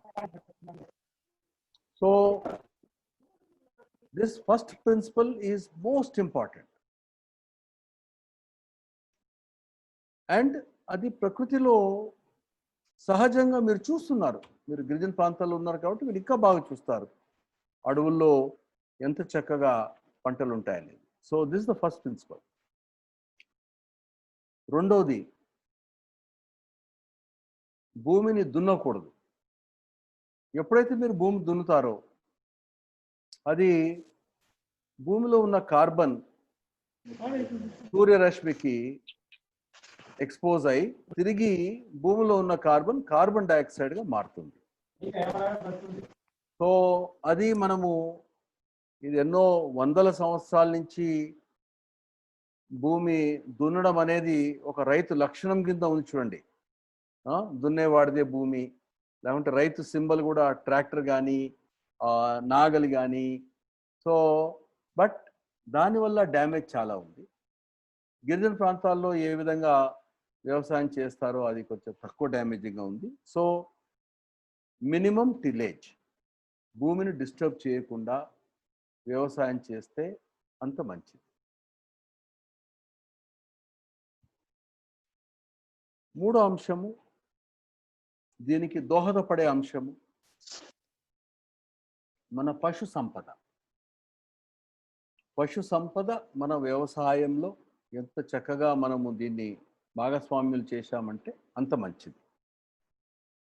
అందుకే ఇప్పుడు మీ ఆవులు కానీ, గేదెలు కానీ, కోళ్ళు, చేపలు, వివిధ పశు సంపదని మనం వ్యవసాయంతో అనుసంధానం చేయాలి. ఆ తర్వాత మన ఈ భూమి సజీవం కావాలా అంటే భూమిలో ఉన్న సూక్ష్మ జీవులు సరైన మోతాదులో ఉత్పన్నం కావాలా. అవి క్షీణించినందుకు మన పంట ఉత్పత్తి సక్రమంగా లేదు, మట్టి కొట్టుకొని పోతుంది. సో ఇదంతా కూడా ఈ భూమి లోపల ఉన్న కార్యక్రమాలు. అంటే మన మొక్క ఏదైతే ఆహారాన్ని అందిస్తుందో అది సూక్ష్మ జీవులు ఆ ఆహారాన్ని తీసుకొని వారి సంఖ్య పెరిగి అవి దీన్ని జీవద్రవ్యంగా మారుస్తాయి. స్టేబుల్ సాయిల్ కార్బన్గా మారుస్తాయి. ఒక 500 సంవత్సరాలు, 1000 సంవత్సరాలు, 2000 సంవత్సరాలు కూడా భూమిలో కార్బన్గా మార్చే మార్గము సూక్ష్మ జీవుల వల్లనే జరుగుతుంది. ఇంకా ఏ మార్గం కూడా లేదు. ఇది ఆధునిక సైన్స్ చెప్పే అంశం నేను చెప్పేది మీకు. సో అలాంటప్పుడు భూమిలో మనము సూక్ష్మ జీవుల సంఖ్య, సూక్ష్మ జీవుల వైవిధ్యత పెంచాలి. అందుకు మన ఆంధ్రప్రదేశ్లో దానికి మార్గం ఏముంది? మన బీజామృతము, ఘనజీవామృతము, ద్రవజీవామృతము, వీటన్నిటిని మనము ఎక్కువ మోతాదులో వాడటం వల్ల భూమిలో ఉన్న సూక్ష్మజీవుల సంఖ్య మరియు వారి వైవిధ్యత పెంచిన వాళ్ళం అవుతున్నాం. సో ఇది ప్రకృతిలో సిద్ధాంతం ఏంటంటే, భూమిలో సూక్ష్మజీవులు సంఖ్య వైవిధ్యత బట్టి ఈ లిక్విడ్ కార్బన్ ఏదైతే మొక్కలు భూమిలోకి విసర్జిస్తున్నాయో వాటిని స్టేబుల్ కార్బన్గా మార్చే మార్గము సూక్ష్మజీవుల్లోనే ఉంది. సో అది మన చేతిలో. మీకు అందరికీ తెలుసును, సూక్ష్మజీవుల్ని మనము భూమి కింద పెంచాలంటే మన జీవామృతము, ఘన జీవామృతము, ద్రవ మరియు విత్తనాలతో బీజామృతం తయారు చేయించడము. సో ఇది ఒక గొప్ప విషయం. ఏది మన సూక్ష్మజీవుల్ని పెంచే కార్యక్రమం. ఆ తర్వాత రసాయన పురుగు మందులు వాడటం వల్ల మన దగ్గర ఉన్న బెనిఫిషియల్ ఇన్సెక్ట్స్ చనిపోతున్నాయి. 1% మనకు చీడపీడలు పోయినా కూడా 99% మన బెనిఫిషియల్ ఇన్సెక్ట్స్ పోతున్నాయి. సో ఇప్పుడు నేను చెప్పిన విషయాలే ఇవి ప్రకృతిలో ఉన్న సిద్ధాంతాలు. దీనికి అనుకూలంగా మనం వెళ్ళాలి. ఇప్పుడు మీరు మీ ప్రకృతి వ్యవసాయంలో మీకు చెప్పే అంశాలన్నిటిని కూడా మీరు ఇదే బేరీజ్ చేయాలి. ఈ పద్ధతి మనం పాటించామంటే మనము సాయిల్ కార్బన్ జీవద్రవ్యాన్ని పెంచుతున్నామా లేకపోతే జీవద్రవ్యం తగ్గిపోతుందా? అప్పుడు మీకు ప్రకృతి వ్యవసాయం ఎందుకు చేయాలా, ప్రకృతి వ్యవసాయం చేయకపోతే మనకు భవిష్యత్తు లేదు. ఇది ఒక గవర్నమెంట్ కార్యక్రమం కాదు. ఇది మీరు మీ పిల్లలకి ఇచ్చే గొప్ప ఆస్తి. మీ పిల్లల భవిష్యత్తు మీ భవిష్యత్తు కంటే బాగుండాలంటే మన భూమిని ఏ విధంగా మన పిల్లల చేతిలో పెడుతున్నాం. మన తండ్రి నుంచి వచ్చిన భూమి, మన తాత కాలంలో ఉన్న భూమి ఏ విధంగా ఉండేది, ఇప్పుడు ఎలా ఉంది, ఇంకా ఒక 30 సంవత్సరాలు పోతే ఏ విధంగా ఉంటుంది. సో మన పిల్లలకి ఇచ్చే భూమి, మన తాత కాలంలో భూమిలో ఉన్న గుణాలు, అలాంటి భూమిని మనము మన పిల్లలకి ఇవ్వాలనేది ఒక కళ ఉండాలి. మీకు ప్రతి ఒక్కరికి ఒక కళ. ఒక పెద్ద డేంజర్ గిరిజన ప్రాంతాల్లో ఏంటంటే మీ స్లోపీ ల్యాండ్స్ ఉన్నాయి. భూమి స్లోప్ ఎక్కువ ఉంది. సో మట్టి కొట్టుకొని పోయే ప్రమాదం ఎక్కువ ఉంది. సో ఎంత చక్కగా దీన్ని మీరు అరికడతారు, అప్పుడే మీకు భవిష్యత్తు ఉండేది. సో ఒక బయో విలేజ్ అర్థం, ప్రకృతి వ్యవసాయ గ్రామం అర్థం ఏంటంటే మన ఊర్లో ఉన్న భూమిని మనము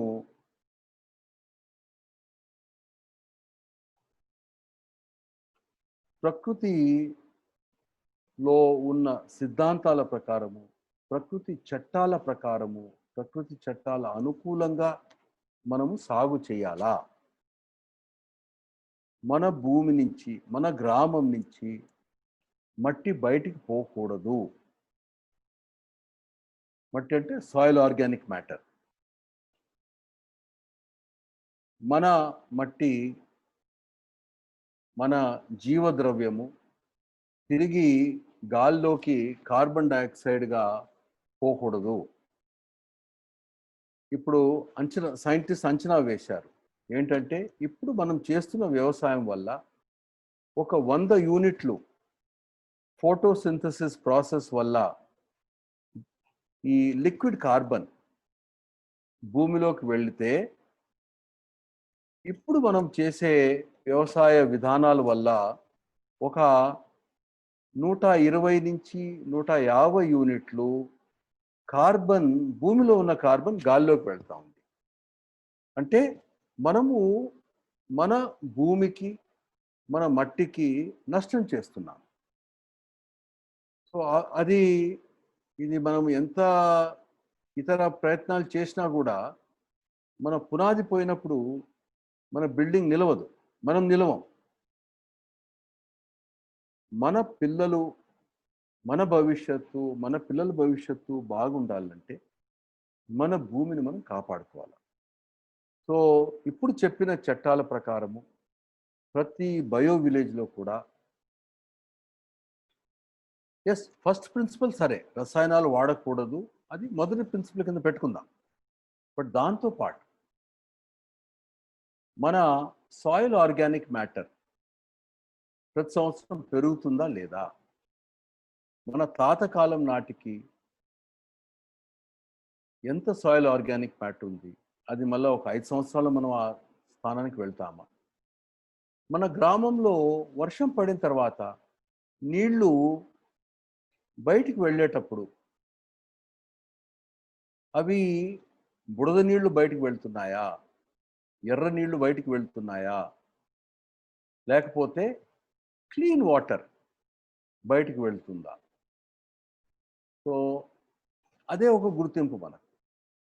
సో నేను అనుకోవడము, మీ అందరితో చర్చించి దీని మీద ఇంకా దీన్ని ఏ విధంగా ఆచరణలోకి తీసుకొని రావాలా, మన గ్రామాలు, మనం నిజంగా ప్రకృతి గ్రామాలంటే అక్కడ ఎంతవరకు మనము ఫుడ్ ఫారెస్ట్ని డెవలప్ చేశాము, ప్రకృతి వనాన్ని మనం ఏ విధంగా ఎంత శాతం తయారు చేశాము, ఏ విధంగా మన గ్రామానికి వస్తూనే, మీ గ్రామానికి వస్తూనే ఎవరికైనా కూడా బయట నుంచి వచ్చిన దానికి మీ గ్రామంలో అడుగు పెడుతూనే, ఓ చాలా మంచి చల్లటి ప్రదేశానికి వచ్చాము అనే ఒక సెన్సేషన్ రావాలి. అది కూడా మన ఇప్పుడు నేను చెప్పిన ప్రిన్సిపల్స్ని మనం ఆచరిస్తే ఖచ్చితంగా వస్తుంది. ఈ 365 డేస్ గ్రీన్ కవర్ వల్ల, చెట్ల వల్ల, ఏ విధంగా మన గ్రామంలో వర్షాలు ఎక్కువ పడతాయి. ఇప్పుడు ఇన్నాళ్ళు మనము వర్షాలంటే దేవుడి చేతిలో ఉన్నాయనుకుంటున్నాం. లేదు, రైతులే దేవుళ్ళు. మీరు ఎంత వర్షం పడుతుంది అనే నిర్ధారణ కూడా మీరు చేయొచ్చు. అది నేను చెప్పే విషయాలన్నీ కూడా చాలా శాస్త్రీయతో ముడిపడిన విషయాలు మీకు చెప్తున్నాను. సో ఈ గ్రామంలో ఏ లక్షణాల వల్ల మనం చెప్పొచ్చును ఈ గ్రామము ఒక ఆదర్శ గ్రామము, ప్రకృతి సిద్ధాంతాలు, ప్రకృతి చట్టాలు పాటిస్తున్న గ్రామము, దానికి ఇండికేటర్స్ ఉంటాయి. ఇప్పుడు ఏ విధంగా మనకు గులిరాగిలో ఒక 1000 కిలోలు పండించామనుకుంటున్నామో, అదేవిధంగా ఈ గ్రామంలో ప్రతి సంవత్సరము ఎకరాకి 10 టన్నుల భూమి పోగొట్టుకునే గ్రామం ఇది. ఇప్పుడు నష్టం తగ్గిందా? 5 టన్నులే పోగొట్టుకుంటున్నారా? లేదు, మట్టి పోగొట్టుకోవడం లేదు, అది మేము ఖచ్చితంగా చెప్పగలుగుతాము. ఇంకా ప్లస్లోకి వెళ్తున్నాము, మేము ప్రతి సంవత్సరం 5 టన్నులు మేము యాడ్ చేస్తున్నాము. సో ఇది మన లక్షణము. సో బయో విలేజ్, దీనికి ఎన్నో అర్థాలు ఉన్నాయి. సో మొదటి అంశము, రసాయనాలు వాడని గ్రామము, రసాయన ఎరువులు కానీ, రసాయన పురుగుమందులు కానీ వాడని గ్రామం కింద మనం పరిగణిస్తాం. బట్ దాంతోనే మన పని పూర్తయింది అనుకోకుండా ఇంకా ఎన్ని మెట్లు ఉన్నాయి. ఇవి గిరిజన ప్రాంతాలలో ఖచ్చితంగా మనము సఫలీకృతం అవుతాం ఇది చేయడంలో. దీంతో పాటు మన వాడే విత్తనాలు, ఇది హైబ్రిడ్ విత్తనాల నుంచి బయటకు వచ్చి మన దేశీ విత్తనాలు ఏ విధంగా ఆరోగ్యానికి మంచివి, అదేవిధంగా ప్రకృతికి ఇవి చాలా మంచివి కాబట్టి. సో ఇది నేను చెప్పదలుచుకున్నాను, ఎందుకంటే బయో విలేజ్ అన్నాం కాబట్టి. సో దీనికి ఎన్ని అర్థాలు ఉన్నాయి. సో మనము అన్ని దిశలలో అన్ని డైమెన్షన్స్ని దృష్టిలో పెట్టుకొని మన కార్యాచరణ ప్రణాళిక ఉండాలి. ఇప్పుడు నేను చెప్పే విధంగా మనం వెళ్ళామంటే మన ఆర్థిక పరిస్థితి కూడా చాలా మెరుగవుతుంది. నా లెక్క ప్రకారము ఇప్పుడు మనం చెప్పిన సిద్ధాంతాలు మనం పాటించామంటే అది కూడా మీరు లక్ష్యం కింద పెట్టుకోవాలా. మీరందరూ ఎకరాకి ప్రతి రైతు ఒక 3 లక్షలు సంపాదించవచ్చు. సో 4 ఎకరాలని ఒక రైతు చెప్పింది నాకు. ఆమెకు సంవత్సరానికి 12 లక్షల రూపాయలు ఆదాయం రావాలి. అప్పుడు మనం సఫలీకృతమైనామని మన కోవెల్ సంస్థ చెప్పొచ్చు, ఆర్ ఎఫ్పిఓ చెప్పొచ్చు. సో ఏ విధంగా ప్రకృతి ప్రిన్సిపల్స్ని అనుగుణంగా మనం ఏ విధంగా మన భూముల్ని అభివృద్ధి చేసుకుంటామో, మన అడవుల్ని అభివృద్ధి చేసుకుంటామో, మన ఒక డిస్ట్రక్టివ్ అగ్రికల్చర్ నుంచి రీజనరేటివ్ అగ్రికల్చర్, సజీవమైన భూములను సజీవం చేసే వ్యవసాయ వైపు వెళ్తామో, అదేవిధంగా మన శక్తి సామర్థ్యాలు పెరుగుతాయి, మన ఆరోగ్యం పెరుగుతుంది, మన ఆదాయం పెరుగుతుంది, మన పిల్లలకి ఒక మంచి భవిష్యత్తును ఇవ్వగలుగుతాం. వీటన్నిటితో పాటు ప్రపంచానికి ఇది మనము చేసి చూపించామంటే ఒక గొప్ప ఇన్స్పిరేషన్. నాతో చాలామంది విదేశాలలో చాలా సంస్థలు నాతో తరచుగా మాట్లాడుతుంటాయి. నేను ఎన్నో గ్లోబల్ డిస్కషన్స్లో కూడా నేను భాగస్వామిని. సో వారందరూ కూడా ఆంధ్రప్రదేశ్ వైపు చూస్తున్నారు. ఏ రకంగా ఆంధ్రప్రదేశ్ ప్రపంచానికే ఒక ఆదర్శంగా డెమాన్స్ట్రేషన్ చేయగలుగుతుందనే అంశాన్ని చూస్తున్నారు.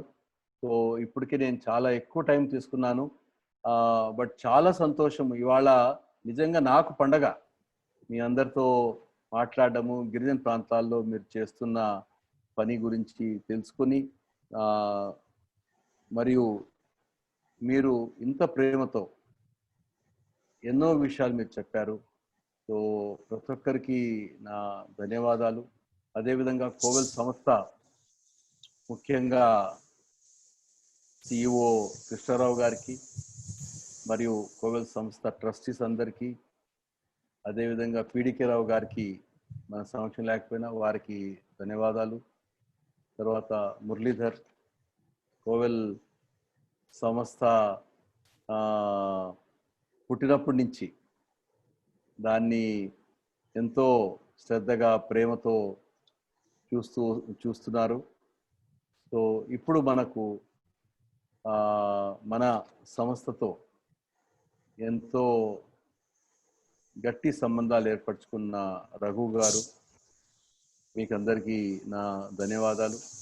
ముఖ్యంగా గిరిజన రైతులకు, మహిళలకు నా అభినందనలు, నా ధన్యవాదాలు. మీ కలలు అన్నీ నిజం కావాలని మీరు ఇంకా ఆలోచించి ఇంకా మీ కార్యాచరణ ప్రణాళికలను ఇంకా సమర్థవంతంగా మీరు అమలు చేసుకుంటారని, ముఖ్యంగా కోవెల్ కార్యకర్తలు ఇది మనం ఎందుకు చేస్తున్నాము, దీంట్లో శాస్త్రీయత ఏమిటి, మనం చేసే విధానాలు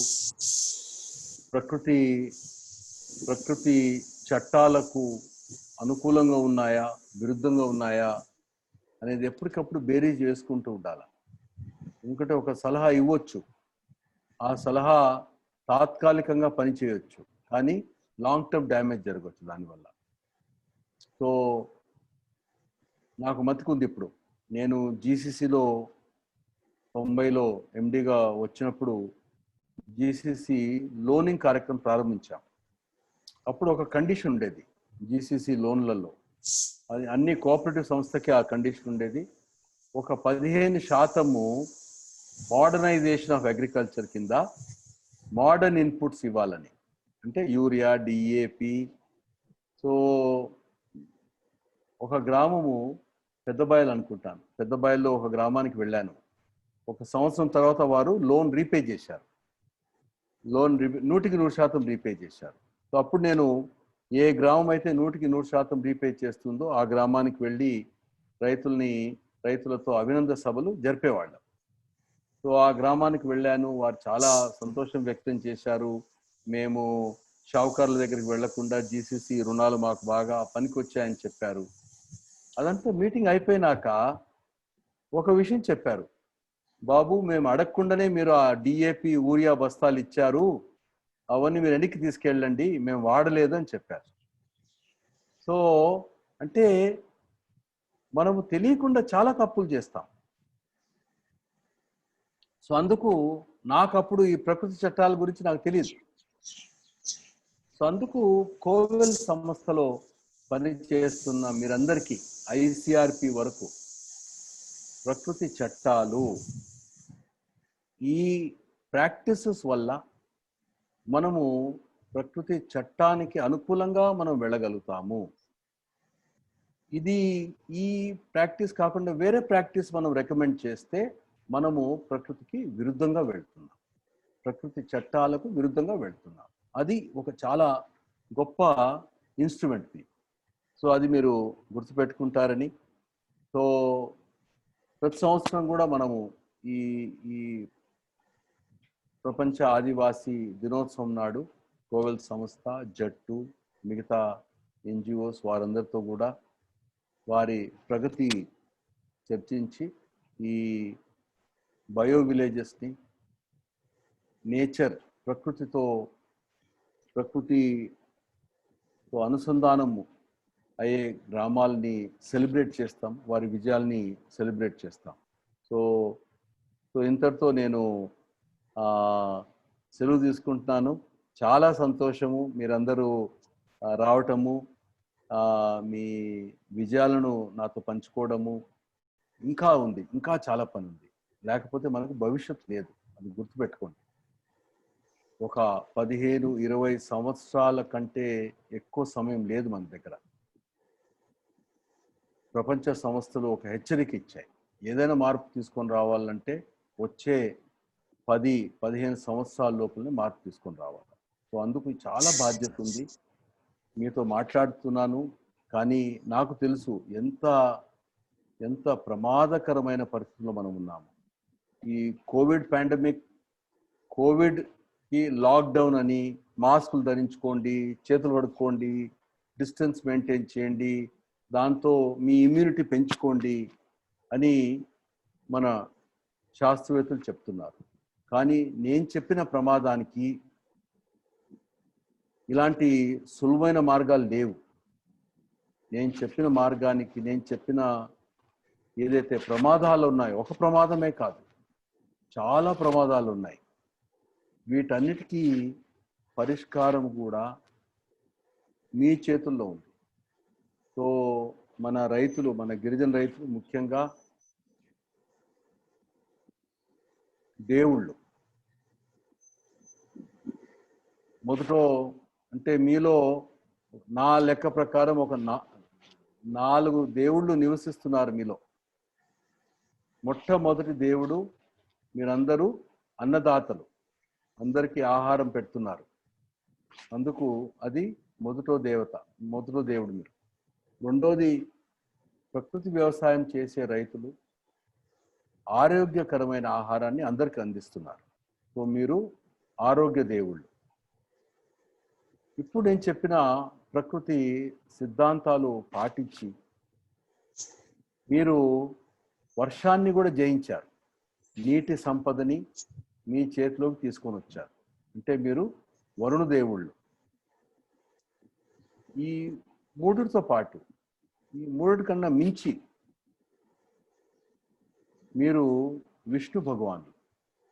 ఎందుకంటే ప్రపంచాన్ని కాపాడే బాధ్యత, మానవాళిని కాపాడే బాధ్యత మీ మీద ఉంది. మీరు చేసే ఈ భూ యాజమాన్య పద్ధతుల వల్ల మనము ఈ నేను చెప్పిన ప్రమాదాల నుంచి తప్పించుకోవాలంటే మీ కృషి ఒక్కటే మార్గం. దానికి ఏ గవర్నమెంట్లు కానీ ఎవరు చేయలేరు. ప్రతి రైతు కుటుంబం, ప్రతి మహిళ ప్రకృతిలో ఉన్న చట్టాలకు అనుకూలంగా ఎప్పుడైతే భూ యాజమాన్య పద్ధతులు మీరు పాటిస్తారో అప్పుడు ప్రపంచంలో ఉన్న 7.5 కోట్ల మనుషుల్ని కాపాడే దేవుళ్ళు మీరు. ఈ దైవత్వము మీలో రావాలంటే ఒక దేవతతో పని ఉంటుంది. ఆ దేవతని పూజించి ఆ దేవత చెప్పిన ప్రకారం మీరు వెళ్తేనే ఇవి వీలవుతాయి. ఆ దేవతే సరస్వతి దేవి. ఎప్పుడైతే మీ జ్ఞానాన్ని మీరు పెంచుకుంటారో, ఎప్పుడైతే అన్ని విషయాలు తెలుసుకొని మీరు మీ నిజ జీవితంలో ఈ సిద్ధాంతాలు పాటిస్తారో అప్పుడు మీరు ప్రపంచాన్ని కాపాడే దేవుళ్ళుగా మీరు మారుతారు. సో ఖచ్చితంగా మీరు అది చేయగలుగుతారు. మీలో ఆ శక్తి ఉంది, పట్టుదల ఉంది. వీటన్నిటికన్నా మించింది మీలో ఉన్న మంచితనం. మీ మంచితనం వల్లనే నన్ను ఈ స్థాయికి మీరు తీసుకొని వచ్చారు. సో అందుకు మీకు ఎప్పుడు నేను రుణపడి ఉంటాను. మీతో ఎంత సమయం వెచ్చించినా కూడా అంతా నేను ఒక మంచి మనిషిగా మారుతున్నాను. అది మీ గిరిజనులు, అడవి పుత్రుల అది వరం నాకు. సో ఇది ఇంతటితో నేను సెలవు తీసుకుంటున్నాను. కృష్ణారావు గారికి ధన్యవాదాలు తెలియజేస్తూ, అదేవిధంగా పార్నాయుడు గారు, రఘు గారు, మురళీధర్ గారికి, మన మేనేజింగ్ ట్రస్టీ యుగంధర్ రెడ్డి గారికి ధన్యవాదాలు తెలియజేస్తూ నేను సెలవు తీసుకుంటాను. జై హింద్. Thank you sir. అంటే ఈరోజు యాక్చువల్గా మాటలు రావట్లేదు సార్. మీరు మాట్లాడిన తర్వాత మాటలు చెప్పడం కష్టం అవుతుంది. ఎందుకంటే మీరు ఇచ్చిన ఏదైతే ఉపన్యాసం ఉందో అది ఎక్కడ దొరికేది కాదు సార్. అది ఎంత డబ్బు పెట్టినా దొరికేది కాదు. మీరు అనుభవాన్ని రంగరించి మీరు ప్రేమతో కోవెల కుటుంబ సభ్యులకు, జట్టు కుటుంబ సభ్యులందరూ కూడా మీరు తెలియజేశారు సార్.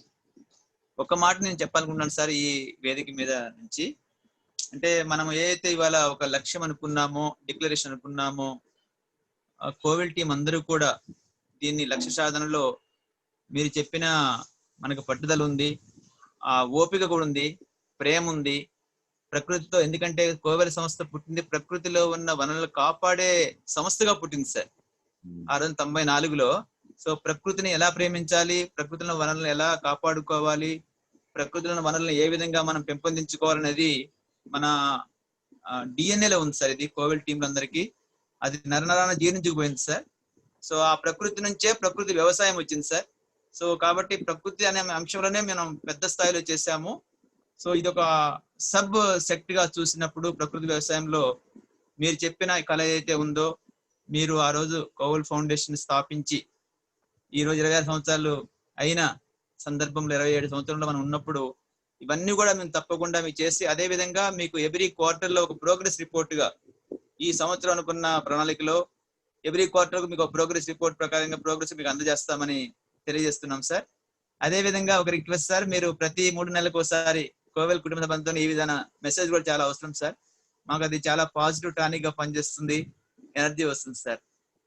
సో పేరున అందరికీ ఈ కార్యక్రమంలో పాలుపంచుకున్న ట్రస్ట్ బోర్డు సభ్యులకి, మేనేజింగ్ ట్రస్టీ గారికి, అదే విధంగా మన మురళీధర్ గారికి, మన పార్నాయుడు గారికి, అదే విధంగా మన కోవెల్ టీం, మన ప్రతి ఫీల్డ్ కార్యకర్తలకి, ఎఫ్ఈఓ లీడర్స్ అందరికి కూడా ఎన్నో స్థాయిలో లీడర్షిప్ ఇవాళ నాయకత్వం అభివృద్ధి అవుతుంది. మన గ్రామ స్థాయి నుంచి రాష్ట్ర స్థాయి వరకు కూడా గిరిజన నాయకులు మనం తయారు చేసుకుంటున్నాము.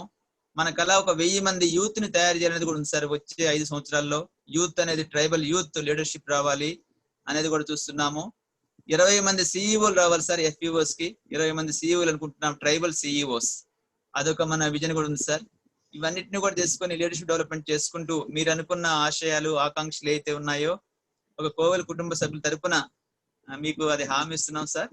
సో మీరు మా ఎన్నంటే ఉన్నంత కాలం మేము తప్పకుండా దీన్ని ఒక గిరిజన సముద్రం కోసమే కాకుండా ఇది బాహ్య ప్రపంచానికి కూడా ఏ విధంగా దీన్ని తీసుకెళ్లి ఒక ప్రపంచమే మొత్తం ఒక గ్రామము, విశ్వమే మొత్తం ఒక గ్రామము అనుకొని మన మన మన గిరిజన గ్రామాల నుంచి మైదాన ప్రాంతాల్లో ఉన్న అనుభవాలను గిరిజన ప్రాంతాలకి విస్తరించుకుంటూ ఒకరొకరికి అనుభవాలు పంచుకుంటూ ఒక మంచి సమిష్టి అభివృద్ధి చేసే క్రమంలో మా శక్తి వంచన లేకుండా ప్రయత్నం చేస్తామని మీ అందరికీ మాటిస్తున్నాను. ముఖ్యంగా మీకు మాటిస్తున్నాను సార్ కోవెల సంస్థ తరపున. చివరిగా గంగమ్మ గారు ఓట్ ఆఫ్ థ్యాంక్స్ తోని ముగించవలసిందిగా రిక్వెస్ట్ చేస్తున్నాను గంగ గారిని.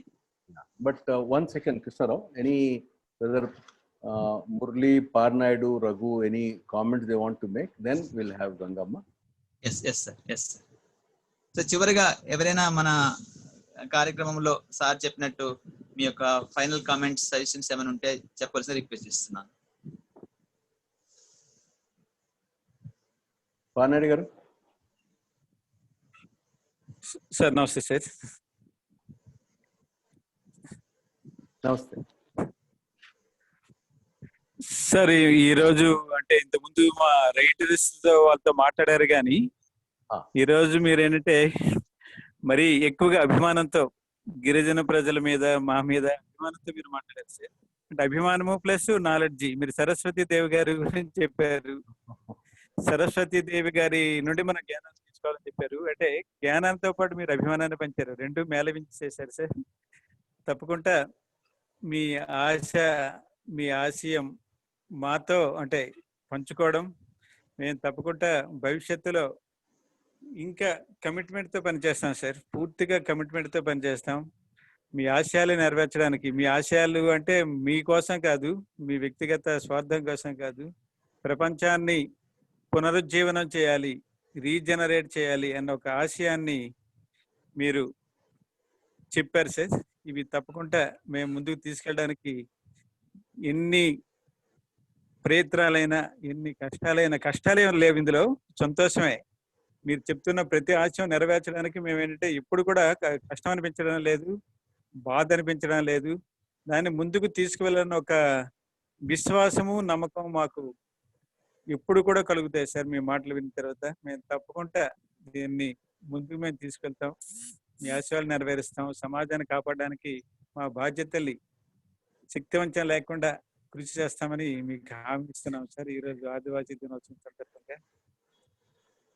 పార్నాయుడు, నేనేమనుకుంటున్నానంటే ఒక టైం ఇస్తాను మీకు, ఒకసారి మీ రైటర్స్ ని కూర్చోబెట్టండి. చాలా కొత్త డెవలప్మెంట్స్ ఉన్నాయి. సో ఒక 2-3 అవర్స్ వాళ్ళతో ఒక చర్చ పెట్టి, ఎందుకంటే ముందు మాట్లాడడానికి ఇప్పటికి చాలా సైన్స్లోనే డెవలప్మెంట్స్ ఉన్నాయి, చాలా కొత్త నాలెడ్జ్ వచ్చింది నాకు, ప్లస్ మనం ఇప్పుడు అమలు చేస్తున్నాము. So I think we need, I want new set of books to be return. ఇప్పుడు నేను చెప్పిన అంశాల మీద so we should go to every ఎందుకు చేస్తున్నాం అనే, సో కొంత మన స్ట్రక్చర్ కూడా నేను తయారు చేస్తాను. So we'll have a shortly next week కానీ ఎప్పుడైనా ఇట్లే ఆదివారం నాటి ఒకసారి 2-3 గంటలు కూర్చుందాం. అలాగే సార్, తప్పకుండా sir. Thank you sir. Thank you. Hello hello ఒక్క నిమిషం అండి గంగా గారు, ఒక్క నిమిషం. మురళి సార్ ఏమన్నా కామెంట్, ఫైనల్ కామెంట్స్? నో చాలా ఇన్స్పిరేషన్ గా ఉంది సార్ మీరు మాట్లాడింది. ఐ థింక్ 25-26 సంవత్సరాల ప్రయాణంలో ఒక ముఖ్యమైన మైలురాయి వైపు ఐ థింక్ కోవెల్ పరిగెడుతుంది. కోవెల్తో పాటు ఉన్న ఇతర సంస్థలు కూడా ఇప్పుడు ప్రపంచానికి ఆదర్శమయ్యే అవకాశం వచ్చింది sir. Exactly. We have a choice to become the model to the world. We have able to ఈ 1000 గ్రామాలు 1000 జీపీస్ ఇట్లా ఉంటాయి ఇప్పుడు మన కోవెల్ పనిచేసే ప్రాంతాలు మొత్తం. ఇవి ప్రపంచంలోనే ప్రకృతి ప్రాంతాలుగా ప్రకటించే స్థితి మనం చేయగలిగితే nothing like that sir. And ప్రతి ఒక్కరికి 3 లక్షలు 4 లక్షలు 5 లక్షల రూపాయల ఆదాయం అందితే will be the most prosperous area, most prosperous area. So I think ఆ పాసిబిలిటీ ఉంది. ఆ వైపు మనం ప్రయాణిస్తాం సార్. ఆ ప్రయాణంలో మనందరం మన వంతు పాత్ర పోషిస్తాం. సాహిత్యం సార్, ప్రకృతి సాహిత్యం, ప్రకృతి కథలు, ప్రకృతి ఇవన్నీ వస్తే బాగుంటుంది sir. It will be very very inspirational. I think Parnaidu master we should take it forward. Vangapandu గారిని గుర్తొస్తున్నారు ఇప్పుడు. ఆ పాటలు కూడా తీసుకెళ్దాం మనం. We should take it, songs, places, సాహిత్యం, కథలు, ఇవన్నీ కూడా మనం మన సాహిత్యంలోకి తీసుకొచ్చి గిరిజన సాహిత్యంలోకి, ప్రకృతి సాహిత్యంలోకి వెళ్ళగలిగితే సార్ వెరీ గుడ్ సార్. చాలా ముందుకు వెళ్తాం మనం. And it will not be will be a model to the world. I think let us do that as a inspiration. Get going sir, we just go forward. Krishna Rao, this will be very very possible. Yeah, definitely, yes. Yugandhar Reddy garu, I think me leadership unte it will go forward. Yeah, thank you sir. Definitely sir. Yeah, thank you. So Ganga మీరు వందన సమర్పణ చేస్తే బాగుంటుంది. గంగా గారు. Sir నమస్తే సార్. నమస్తే అమ్మా. Sir ప్రపంచంలో ఉన్న ఆదివాసులు అందరి తరపు నుంచి మీకు చాలా దినోత్సవం శుభాకాంక్షలు తెలియజేస్తున్నాం సార్. ఈ రోజు నిజంగా మీరు ఇచ్చిన ఉపన్యాసం మాత్రం మాకు నిజంగా మా సిఓ గారు చెప్పినట్టు మాకు ఎంత డబ్బులు ఇచ్చినా కూడా మాకు అసలు దొరకదు సార్. మాకు ఏదైతే మీరు ఈ రోజు చెప్పారో తప్పకుండా మాకైతే ఏదైతే విజన్ మా ప్లాన్ ప్రకారంగా 225 మళ్ళీ గ్రామాలు బయో విలేజ్ గా మేము డిసైడ్ చేసుకున్నాం సార్. ఇప్పుడు తీర్మానాలు కొన్ని ఇప్పుడు మాకు ఈస్ట్ గోదావరి కానీ పాడేరు కొన్ని గ్రామాల నుంచి మీకు చెప్పడం జరిగింది సార్. ఆ గ్రామంలోనే తీర్మానాలు చేసి ఆ గ్రామ పెద్దలతో బయో విలేజ్ గా మేము డిక్లేర్ చేయడం జరిగింది. ఇంకా కొన్ని మీరు చెప్పినవి కూడా ఉద్దేశించి మాకు ఇప్పుడు ఏదైతే మా కార్యకర్తలు ఉన్నారో అందరం కలిసి కూర్చొని సిఓ గారితో మాట్లాడి ఇప్పుడు ఏదైతే భూమి యొక్క యజమానం పద్ధతులు కూడా కొన్ని విషయాలు మాకు చాలా బాగా చెప్పారు సార్. అవి కూడా మేము దృష్టిలో పెట్టుకొని మేము ఇంకా డిస్కషన్ లో మేము ఇంకా పెట్టుకుంటాం సార్ తప్పకుండాను. ఇంకా ఏంటంటే మాకు నిజంగానే మీరు చెప్పిన మాటలు ఈ రోజు నిజంగా అమృతం లాంటిది సార్. ప్రత్యేకించి ఈ రోజు చెప్పింది ఏంటంటే ఏదైతే మనకి ఇప్పుడు మన ప్రణాళికలో మనం ఏదైతే అనుకుంటున్నామో తప్పకుండా మనకి 365 days గ్రీన్ కవర్ కంప్లీట్ గా ఉండాలి బయో విలేజ్ లో అన్న ముఖ్య ఉద్దేశం చెప్పారు సార్. ఈ రోజు కోవిల అంటేనే మీకు ఆల్మోస్ట్ తెలుసు సార్. 360 days అని కోవిలికి ఒక స్టాంప్ ఉంది సార్ కంపల్సరీ. అది ఏదైతే మీరు ఇంకా మేము చేస్తున్నాము మీరు చెప్పిన పద్ధతులు కూడా ఇంకా యాడ్ చేసి తప్పకుండా మళ్ళీ వచ్చే సంవత్సరంలో మనకి ఇదే రోజు కంపల్సరీ రివ్యూలో ఇందాక ఈస్ట్ గోదావరి గారు DC గారు చెప్పినట్టు మీరు చెప్పేదానికన్నా మేము చెప్తాం సార్. అప్పుడు మీరు ఇంకా బోర్డు మీద చూసుకొని మీరు చూడాలని మేము కోరుకుంటున్నాం సార్. తప్పకుండా మేము ఈ రోజు నిజంగా మీరు ట్రైబల్ ఉండబట్టే ఈ రోజు నేనున్నానని మీరు చెప్పారు. నిజంగా చెప్పాలంటే మీరు మమ్మల్ని ఇత్తనాలు నాటినట్టుగా నాటారు సార్. నిజంగా మనకి ఎక్కడా లేదు సార్, మనలోనే ఉన్నది. ఏదైతే మనకి ఇప్పుడు జీవామృతం ఘనజీవామృతం ఏదైతే ఉందో అలాగా విత్తనాలుగా మమ్మల్ని తయారు చేసి మీరు ఒక విత్తనాలుగా మాకు విస్తరణ చేయడం జరిగింది. తప్పకుండా మేము మీకు రుణపడి ఉంటాం సార్. అది ఇంకా నేను ఎలా మాట్లాడాలో నాకు తెలియట్లేదు సార్. నిజంగా మరి ఇంకా కోవిల మాకు పెట్టిన బిక్స్ అయితే ఇంకా చాలా పెద్ద నేను ఒక ట్రైబల్ ఏరియాలో ఉన్నదాన్ని ఆ కుటుంబాలకి మేము చెందిన వాళ్ళం సార్. నిజంగా చెప్పాలంటే ఈ రోజు ఇంకా తప్పకుండా మనకి ఇప్పుడు ఎండింగ్ వచ్చింది కాబట్టి తప్పకుండా మనకి ఎప్పుడు సందర్భం వచ్చినా కంపల్సరీ నేను చెప్తాను సార్. ఇదంతా మా గ్రామం సార్, ఇది మా విలేజ్. ఇది నేను కిచెన్ గార్డెన్ వేసుకున్నాను. నాకంట ఇట్లా ఇవన్నీ మొత్తము మొన్న మాకు డిస్ట్రిక్ట్ కోఆర్డినేటర్ మళ్ళీ మా టీం అందరూ వచ్చి నాకు ఓన్ ఫీల్డ్ విజిట్ చేయడం జరిగింది సార్. అన్ని రకాల కూరగాయలు ఇంటి చుట్టూ మొత్తం 18 రకాల పళ్ళ చెట్లు కూడా నేను నాటుకోవడం జరిగింది. నాకు NPM ఉన్నప్పటి నుంచి కొంచెం అనుభవం ఉంది సార్. అప్పటి నుంచి కూడా మనకి ఏంటంటే మట్టి ఒక సారవంతం అంటే ఏంటి, మట్టిని మనం ఎందుకు ఇప్పుడు మనం మాట్లాడుకున్న విధానంగా ఎందుకు మనం చెయ్యాలి, ప్రకృతి వ్యవసాయం అంటే ఏంటి, అసలు అది ఎందుకు మనం చెయ్యాలన్న ఉద్దేశం మాకు కూడా ఇలాంటి ఎన్నో అవేర్నెస్ ప్రోగ్రామ్స్ ద్వారా మేము తెలుసుకోవడం జరిగింది. చాలా థ్యాంక్స్ సార్. ఇంకా ఏమన్నా మేము తప్పులుంటే క్షమించండి. తప్పకుండా మేము ఏదైతే మీరు ఉపన్యాసం మాకు అందించారో తప్పకుండా మేము వచ్చే సంవత్సరంలో మేము ఒక రికార్డెడ్ గా మేము చెప్తామని నేను మనవి చేసుకుంటున్నాను sir. Thank you sir. Thank you very much sir. Okay, మంచిదమ్మా, ధన్యవాదాలు, అందరికి ధన్యవాదాలు. Thank you sir. Thank you once again sir. ఎవరైనా మాట్లాడుతున్నారా? హలో సార్, నేను గంగరాజు మాట్లాడుతున్నాను సార్. గంగరాజా? నేను గంగరాజు మాట్లాడుతున్నాను సార్. చెప్పండి గంగరాజు. సార్, మీరు అనుమతిస్తే మా మహిళలు ఒక పాట పాడాలని చూస్తున్నారు. తప్పకుండా. మన గిరిజన మీట్ ఎప్పుడు కూడా పాట లేనిది ఉండకూడదు కదా, పాటతో ప్రారంభం కావాల్సిండేది కృష్ణారావు. అనుకున్నాం సార్, అది కొంచెం చెప్పండి గంగరాజు, పాడండి. అది మన మహిళలు పాడుతున్నారు సార్, వాళ్ళు స్టార్ట్ చేస్తారు సార్. Okay, sure.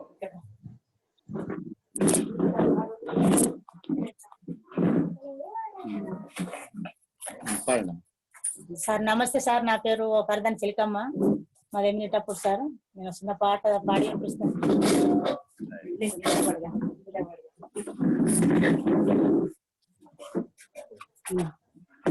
రాగం పుట్టింది రామ సిలిక నోటి వెంట,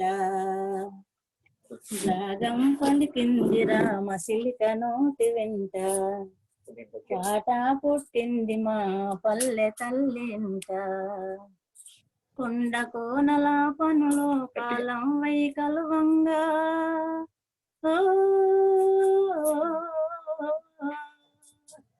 కొండ కోనల పనులు కాలం వై కలువంగా, సెలయేటి గలగలలు సరాలై పొంగంగా, రాగం పుట్టింది రామ సిలిక నోటి వెంట, పాట పుట్టింది మా పల్లె తల్లి ఇంట,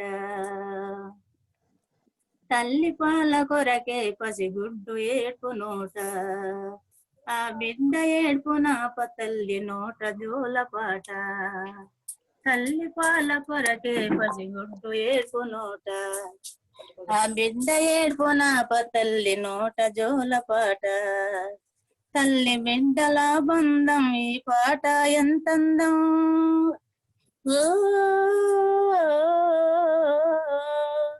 తల్లి బిడ్డల బంధం ఈ పాట ఎంతందం, తనువు తాకే తల్లి పాట మల్లి మల్లి పాడమంది, రాగం పుట్టింది రామ సిలిక నోటి వెంట, పాట పుట్టింది మా పల్లె తల్లి ఇంట,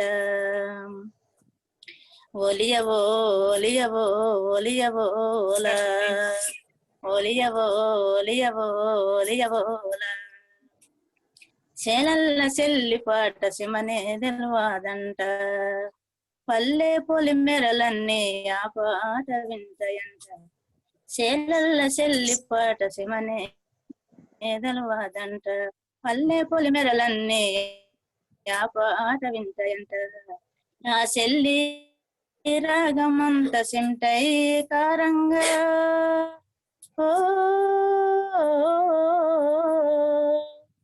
ఆ చెల్లి రాగమంత సింటై కారంగా, మా పల్లె పాటలన్నీ పల్లవులై కొలువంగా, రాగం పుట్టింది రామ చిలిక నోటి వెంట, పాట పుట్టింది మా పల్లె తల్లి ఇంట, అమ్మలాంటి గంగి గోవు అంబా అనే పాట, ఆవు పాల కొరకి దూడ కలుపు తెంపినంట, అమ్మలాంటి గంగి గోవు అంబా అనే పాట, ఆవు పాల కొరకి దూడ కలుపు తెంపినంట, చిన్ని మేక పిల్లల హల్లరి సప్పుళ్ళు,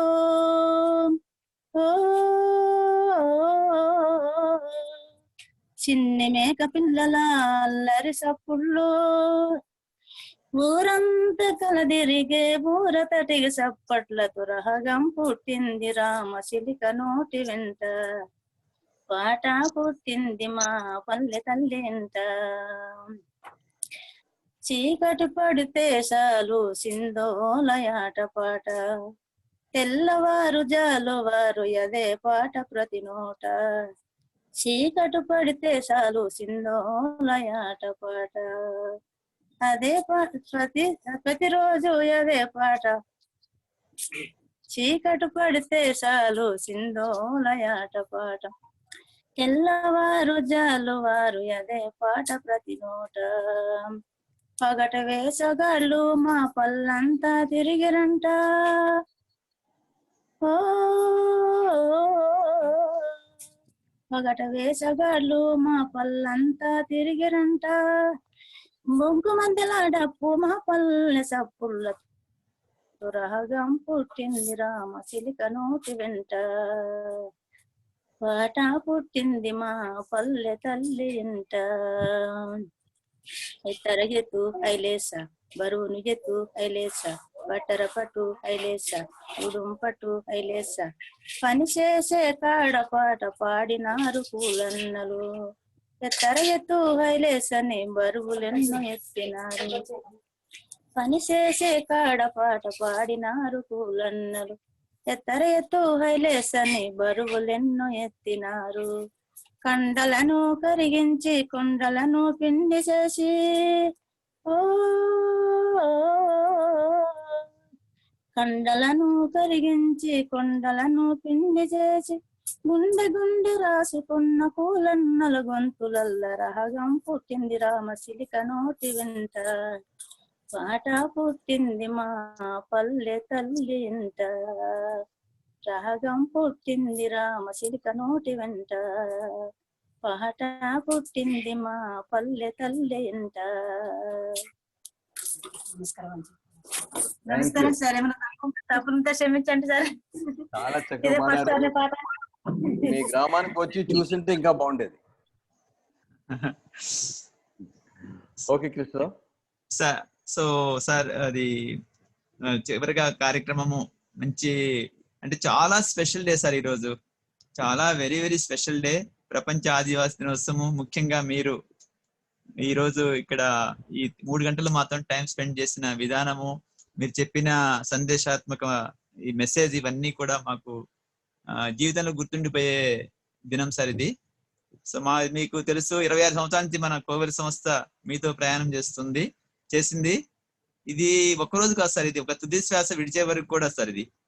ఇది మన కమిట్మెంట్. ఈ చిన్న వయసులోనే మాకు అదొక మంచి విత్తనం నాటారు సార్ 26 సంవత్సరాల క్రితము. ఇంకా నాకు ఏదో సడన్ గుర్తొస్తుంది సార్, అంటే కొంచెం ఎమోషనల్ గా అనిపిస్తుంది. 94లో మీ దగ్గర వచ్చినప్పుడు ఎంఎఫ్ఈ కన్సల్ట్ అందరూ కూడా ఎవరు జాయిన్ కావట్లేదు, హైకోర్టుకి వెళ్తున్నప్పుడు మీ దగ్గరికి వచ్చాను సార్. జూలై 28వ తారీఖు వచ్చాను సార్, మీ ఛాంబర్కి వచ్చాను సార్. క్లియర్ గా చెప్పారు సార్ అందరు ఎంఎఫ్ఈ కన్సల్టెంట్స్ కోర్టుకి వెళ్తున్నారు సార్, ఇట్లా నేను మీ దగ్గరికి సలహా కోసం వచ్చాను సార్ అని చెప్పాను సార్. ఒక్కటే మాట ఉన్నారు సార్, అంటే ఎక్కువ నాకు పరిచయం లేదు సార్ మీతోని, but only one word you said, nothing doing, you just go and join in Kovel foundation, you are going to have a bright future, that's it sir. అంటే ఈ రోజు 26 సంవత్సరాలు ఇంకా 27 తుది శ్వాస వరకు ఇదే గుర్తుంటుంది సార్. సో మీ యొక్క విజన్, మీ యొక్క ఆశలు, ఆశయాలు, ఆకాంక్షలు అన్ని కూడా కోవెల్ సంస్థ మేము తుది శ్వాస విడిచే వరకు కూడా మేము అది చేస్తాం సార్. సో ఇది చాలా గుర్తుండిపోయే రోజు సార్. సో అందరికీ మళ్ళీ ఒకసారి పేరున ట్రస్ట్ బోర్డు సభ్యులకి, అదే విధంగా మన కోవెల్ టీం సభ్యులందరికీ, అదేవిధంగా అజీం ప్రేమ్జీ ఫిలాంథ్రఫిక్ ఇన్స్టిట్యూట్ రఘు గారికి, మన మురళి గారికి, వారు ఎక్కడున్నా కానీ మన మనసు ఎప్పుడు కూడా ఢిల్లీలో ఉన్నా ఎక్కడున్నా కానీ కోవెల్ సంస్థకి ఎప్పుడు మనసు వారికి ఉంటుంది, వారి ఆలోచన మన మీద ఎప్పుడు ఉంటుంది. అందరు ఇట్లా మన పార్నాయుడు గారు, మన డాక్టర్ పిడికే రావు గారు ఈరోజు ఇక్కడ లేకపోయినా కానీ అందరూ కూడా ఒక ప్రేరణ స్తంభాలు సార్. ఇవన్నీ కూడా కోవెల్ కి చిన్న వయసులో మమ్మల్ని మీరు ఒక మట్టి ముద్దల నుంచి ఇవాళ ఈ విధంగా మమ్మల్ని మౌల్డ్ చేశారు సార్, మెంటరింగ్ చేస్తున్నారు సార్. సో మీది చెప్పిన ఈ యొక్క విత్తనాలు ఏవైతే ఉన్నాయో స్ప్రెడ్ చేస్తాం sir, not only in Andhra Pradesh but entire country and entire globe sir. Thank you very much once again, sir. Thank you very much. With this, we are closing this conference, sir. Thank you. Thank you sir, thanks a lot sir. Thank you sir, thank you sir. Thanks a lot sir. Thank you to each and everyone. Thank you sir. Thank you sir. Thank you sir. Thank you. Thank you, thank you. All of you thank you sir. End చేయండి call. Thank you sir. Thank you sir. Thank you sir. Thank you everyone thank you sir. ధన్యవాదాలు. Thank you.